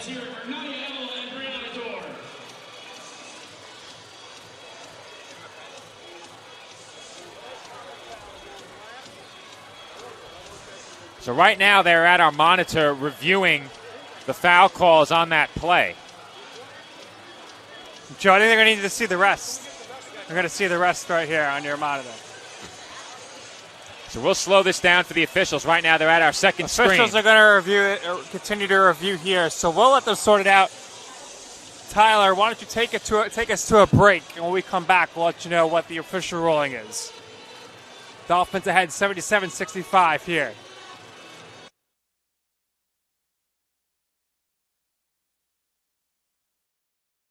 Hobra, a taco joint, Staten Island, where we're proud to have shared our family-first spirit with people from throughout New York City and the world.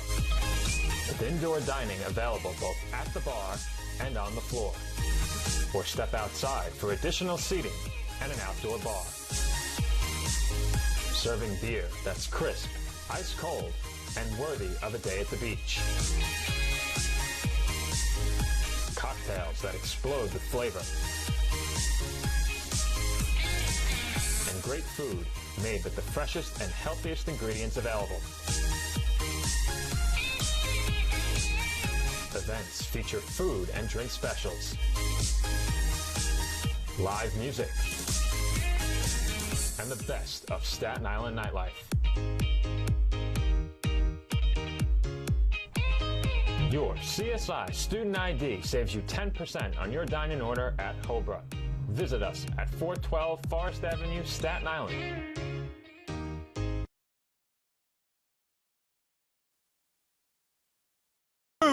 No, I'm right. The podcast that uncovers the origin stories of some of the biggest names in sports, media, and entertainment. Nick Durst here along with Joe Calabrese. Here we are, 200 episodes later, about 150 episodes with guests, our friends, soon to be your friends. Well, it's pretty clear, Joe, that it's all about You Know I'm Right, the podcast. That's my You Know I'm Right moment. Wanted to do a podcast. Everyone was like, what are you, crazy? Who's going to listen? You're not going to get guests. Well, guess what? I'm the best when it comes to getting guests. You could vouch for that. I am so happy that you asked me to do this. I couldn't have been more thrilled. And follow us on socials. Check us out. I promise you, if you want to work in media, whether you work in media now, whether you want to quit your job and work in media, come to us, and I promise you, we will get you on the right foot. That's what it's all about, uncovering the origin stories of some of the biggest names in sports, media, and entertainment. Keep it locked on You Know I'm Right. And we are back from the tank where the officials just had an extended stay at our commentary desk to review the video. They're going to give Joe the official announcement here. All right, so the official just passed off the official ruling. It is offsetting technical fouls on number 23, Ethan Pyers of the Tigers, and number 12, Michael Oyekanmi of the Dolphins. Oyekanmi was also fouled in the act of shooting. He will go to the line for 2 shots, no ejections, no additional technical fouls on players from either team. So that's good to see. I'm a little surprised Oyekanmi got a technical foul because from what I saw, he kind of backed off, but I guess maybe they said he got in the face. I think that's what it is. He got in the face of Pyers. He's definitely got pulled down, though. That being said, Nick, what triggered everything, and again, this is a good hard play by Oyekanmi. I'm certainly not faulting him, but after he was fouled, he followed through over the back of Pyers, and that obviously upset Pyers a bit. That drew the shove, and with the shove, I'm a bit surprised that Pyers wasn't ejected from the game. Sometimes you'll see that. The shove and the pull. And, well, the pull wasn't him. The pull looked to be Tazir Canty. Now, I don't know if that was intentional. Nothing called on Canty? No. It was offsetting technicals on Oyekanmi and Pyers. That's I guess it. The interpretation was maybe Canty was just trying to pull him back to defuse the situation. I'm not sure. He wasn't even looking at him. It looked like he had a handful of jersey and pulled him down, though, on the replay. So the officials got multiple looks at multiple angles. We do have the courtside camera available for them to use if that camera is the live feed. Right. And that was the live look. Great job by Tyler and Frank, our engineer and camera operator, to get that secondary look via the broadcast. We're growing more and more comfortable with our 2-camera setup as the season goes. Frank and Tyler doing a great job tonight, along with Patty 2Cams on the Sportsnet team. So Oyekanmi goes to the line for CSI, hits both free throws. Pyers has fouled out, Nick. That was his 5th foul. He's done for the game. Mallory and Oyekanmi, Adelaide Oyekanmi that is, both have 4 for the Dolphins. And CSI now has a 14-point lead. Hard to believe that they pulled away as much as they have, but still plenty of game left. Waterman, short. Canty way up the floor. And Shields blows the layup. And the Tigers have missed a couple of easy layups during these last several minutes.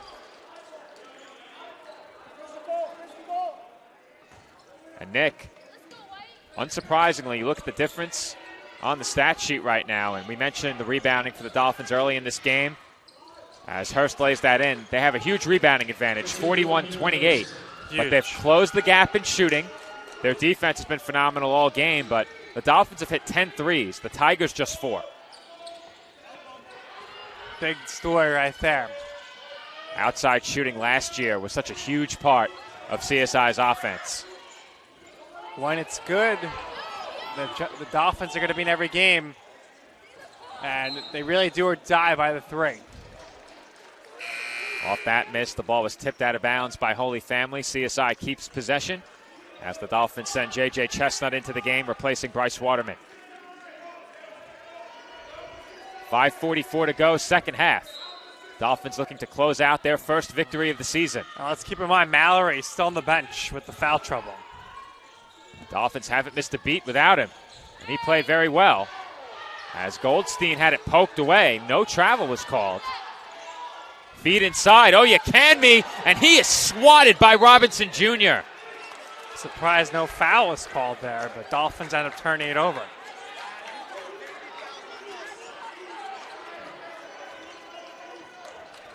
Tigers take possession inside of 5.5 to play. Canty drops it off. Robinson Jr. couldn't get the layup to go. The backboard was shaking before the Someone layup touched went. the basket. I don't know if it was That Robinson definitely Jr. or a impacted the shot. Dolphin. No question, Nick. Somebody touched the basket. Chestnut crosses over. Has the defender on his back. Now Oyekanmi. Back out to McAllister. 10 to shoot. McAllister. Floater is good. Nothing but net for J-Mac. J-Mac doing a great job in the paint this season. Dolphins by 14 with under 5 minutes to play. Canty to the rim. Lefty layup rattles in. Nice job there by Canty to come back the other way and lay it in. That's too easy. Even with 4.5 minutes to play, Dolphins hate to see a basket like that come so easily for the Tigers. We approach 4 minutes remaining. McAllister faces up, goes right at Holmes and lost the ball. Here come the Tigers. Canty to the basket. Lefty layup won't go. Shields to Holmes. It was stripped away, and Holmes throws one off the window, no good. Finally, Robinson Jr. draws a foul off of the offensive rebound, and he will head to the line for 2 shots with a chance to make it a 10-point game. Another foul on Oyekanmi. And with that, we will head to our final media timeout of the second half. Dolphins lead it by 12, 3:58 on the clock.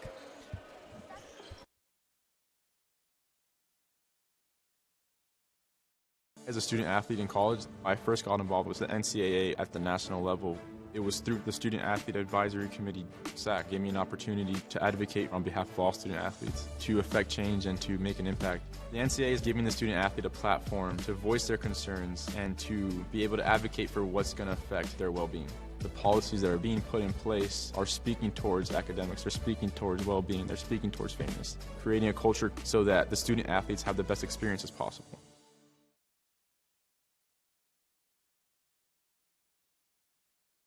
Being a champion takes more than talent, more than the perfect pass, more than using your head. Being a champion takes the spirit to always push harder, the ability to overcome any hurdle, and the fire to be the best. Welcome to Division II, where the pursuit is yours to create. And the question isn't, can you do it? It's, will you?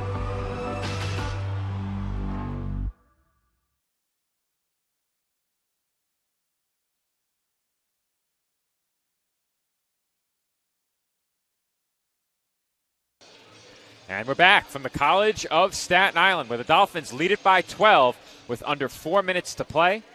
At the line, For the Tigers is David Robinson Jr. He has been a problem for the Dolphins on the offensive glass in this game. Haven't said that about many players.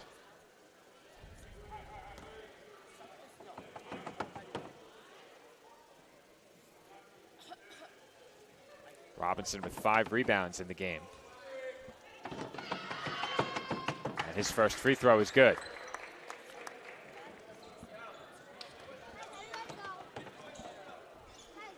It's an 11-point game.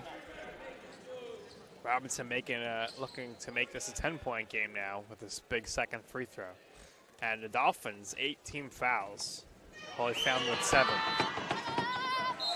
And Robinson Jr. gets the roll. He will head to the bench as Tyree Kettner will check in.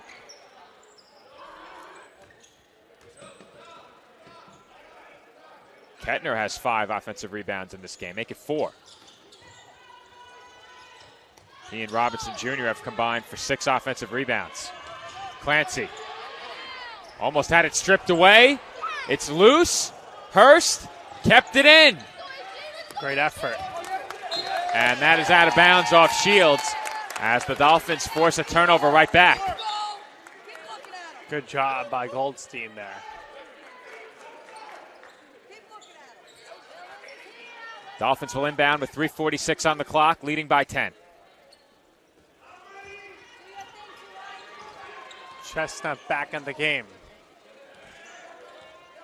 Wonderful to see Mallory again. Right now, Dolphins are ahead by 10. Tigers all over the passing lanes. The Dolphins content to bleed time off the clock. Goldstein left open for 3. No good. Too strong, but Oyekanmi has another offensive board, and he lays it in for 2. Michael Oyekanmi, by far with the best game of his Dolphins career. He's doing a great job down low. Great effort tonight by Oyekanmi off the bench as the Dolphins are closing in on their first win.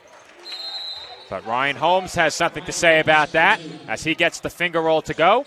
It's back to a 10-point game. Timeout on the floor. Mallory will check in after this timeout. So the Dolphins will get their defensive anchor back in the game in Messiah Mallory. But Nick, in his absence, Michael Oyekanmi's done a great job in the middle. You always wonder where the Dolphins going to get their height, their big man, when Mallory's on the bench. And Oyekanmi has been the answer tonight in that role. And Michael Oyekanmi has the points. He has scored 9 to go along with 5 rebounds. But Adelaide Oyekanmi in the game as well has 7 rebounds and 4 assists. 2 brothers who are willing to do the dirty work underneath on the glass and has paid off in spades here tonight. The Dolphins with a 43-30 advantage on the glass. And if you take a look at the rebounding numbers in this game, the Dolphins have 5 players with at least 5 rebounds. Oyekanmi, Chestnut, Mallory, McAllister, all with at least 5 boards. You know TJ Tibbs loves to see that kind of effort on the glass. Right, and as you mentioned before, Dolphins with a big rebounding advantage in this game over Holy Family. As that ball is thrown away and CSI turns it over.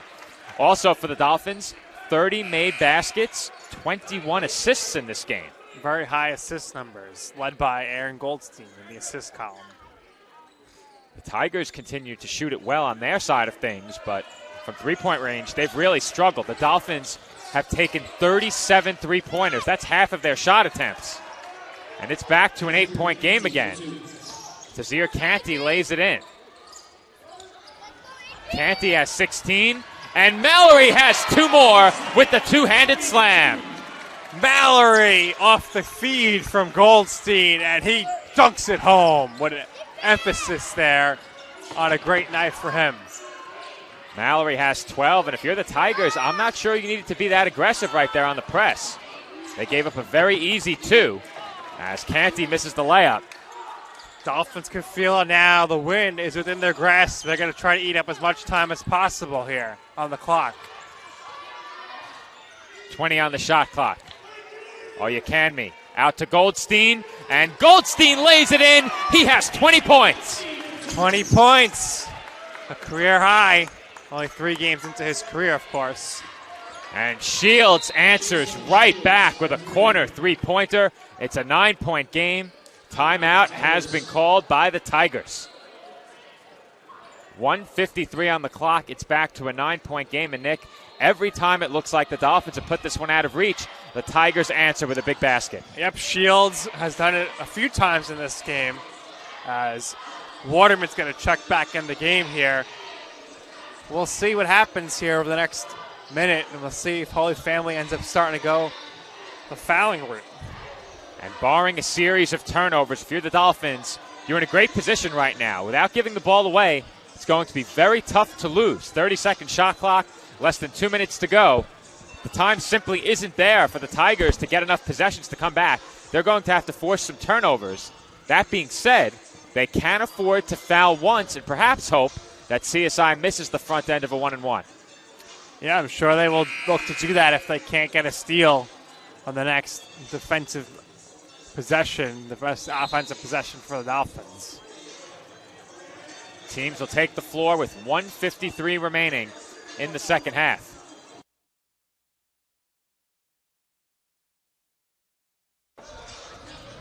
Dolphins will have it, leading 87-78. As we get a look at that two-handed slam by Messiah Mallory, he makes his presence felt coming back in off of the bench in a big way. Clancy back in along with Waterman, two of the better free throw shooters on the Dolphins roster. They get the ball into Mallory. Now Chestnut, trapped, finds Clancy. Clancy up to Mallory. Goldstein will bring it out, and he's fouled. That's not the guy you want to foul, Nick. No. Having a pretty good night from the line so far, Joe. Can't do any better. He's 5 for 5. Right. I don't want to say it because you know what usually happens when it's said. The next one's a miss. Dolphins certainly hope that will not be the case. A nice look at Goldstein's last layup before there. Nice explosion to the basket. Goldstein with a career night. 3 games into his CSI tenure. He heads to the line here for a 1-and-1.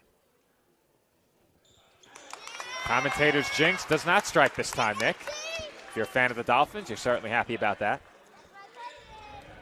One more for Goldstein. Worked out there. Mallory is back in the backcourt here. It took a free throw, but the commentator's jinx has been engaged again. Yep. Waterman to the bench. He's stretching out. Appears to be slightly injured. Goldstein 6 of 7 from the line. That three-pointer won't go for Hurst. Clancy has the rebound, and he's fouled. So with 1:26 remaining in this game, Dolphins will be able to close out this one unless they miss free throws. Goldstein going to head to the bench. McAllister going to come back in.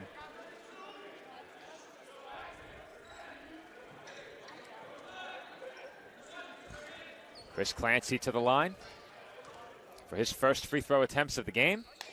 Now, I misspoke, Nick. This was a 1-and-1. I might have said he's going to the line for 2, but they were able to foul twice ahead of a 1-and-1 situation. I said before it was only 1 foul that they had to play with. They had 2. Clancy makes both free throws. 12-point game, minute and 25 left. Canty almost lost it. Holmes for 3. And the Tigers had to have that shot. Nice job by Holmes there to bury that shot. Blocking foul called on Jason Shields. Dolphins right back to the free throw line.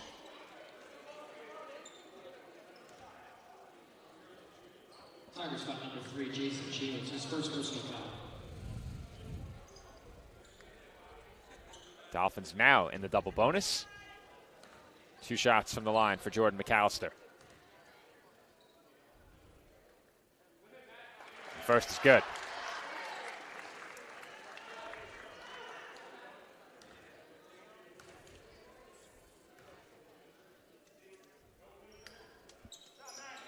Second free throw is good. The Dolphins now lead it by 11. A very quiet 18 points for McAllister in this one. That bank shot will go for Kettner. A very quick 2 for the Tigers. They refuse to go away. Pass up to Clancy. Clancy threw up a layup. And Mallory steals it back for CSI. Clancy will finish that layup. I'm not sure how the bench felt about the first one. Well, thought maybe they're going to eat some time, but it paid off. I think Clancy believed he was fouled. As the rebound ends up with CSI. And the Tigers will ease off here with CSI leading by 11. The Fanatics chanting "Start the buses" for Holy Family. A lot of former Dolphins in the building. I was always a fan of the warm up the bus chant, especially on a night like tonight. Yeah, it's cold out. Dolphins will take a shot clock violation. Now, Nick, something not to be lost in all this, the Dolphins have a major home court advantage here at the Tank, and the student section a really big part of that. Absolutely. The Fanatics, the students, they come out and support their team as that three is buried there in the corner by Ryan Holmes. But the Dolphins will come away with the victory here, 94-86. Big win for the Dolphins, their first of the season as they hold off the Tigers of Holy Family University by 8 points. Coming up next, Nick will be joined on the court by our TLC Physical Therapy Player of the Game. You'll have to wait to see who it is. We'll be right back. All right, we're here for the TLC post-game interview with the TLC Player of the Game, Aaron Goldstein. Aaron, great job for you tonight. 21 points, 6 assists, 3 steals, couple of blocks, forcing turnovers all over the field, all over the court. A lot of well-roundedness for you here tonight. Seems like you were very comfortable out there a few minutes in. Tell us about your game tonight and how you felt. We had a great practice the last 2 days. We were really locked in. We had to struggle during the last week in the tournament, but I had a mindset today of just we needed to win. The team needed to win. We needed to come out hungry. We locked in. It wasn't a pretty win, but we got it done. And I stay and do my job. My teammates help me and they guide me. Being a freshman, it's very hard. It's very fast. I'm still getting used to it, but it's basketball, so I've been doing this my whole life. I'm comfortable out there, and I'm just going out there and playing my game. And props to the other team, great team as well. And we were just able to come away with a win today, thank God. All right, so right now here in the Tank so far this season, I would say a major home court advantage. The fans, your fellow students really showing up, really showing out. And your teammates are very excited for you. But how do you feel? How do you guys feel vibing off the fans coming out here every night, every week? It's awesome. Come support whenever you can, when you're free. Let your friends know. Tell your friends to tell your other friends. But they've been a great support to us. Without them, it's very hard to come out here and perform. It brings a lot of energy. Seeing them in the dorms every day, not every week, but every day. It's one big family. This is what Staten Island basketball is about, and I'm grateful for all the fans. All the fans. All right, Aaron, congratulations. Go enjoy it with the team. I'm sure we'll see you again in the future as a TLC Player of the Game. Back to you, Jeff. Great job, Nick, and a special thank you to our TLC Physical Therapy Player of the Game, Aaron Goldstein, kind enough to join us following a Dolphins win. CSI defeats Holy Family University by 8 points. Our final score, 94-86. Dolphins back at home on Saturday. Nick and I will be here on the call. We have a packed Saturday on CSI Sportsnet this weekend, but on Friday, the CSI Invite, men's and women's swimming and diving, that begins on Friday evening. Be sure to catch that on Sportsnet. We then have more swimming and diving on Saturday morning, men's basketball on Saturday afternoon, and then back to the pool on Saturday night. A packed weekend here on the ECC Network. But until next time, this has been Joe Foreman, my broadcast partner Nick Durst, our engineer Tyler Clark, Frank the Tank on camera, and Patty Two Cams up top. We thank everyone for tuning in. Once again, our final score, the Dolphins 94, Holy Family 86. Our crew loved that send-off. We'll see all of you this weekend. Thanks for watching.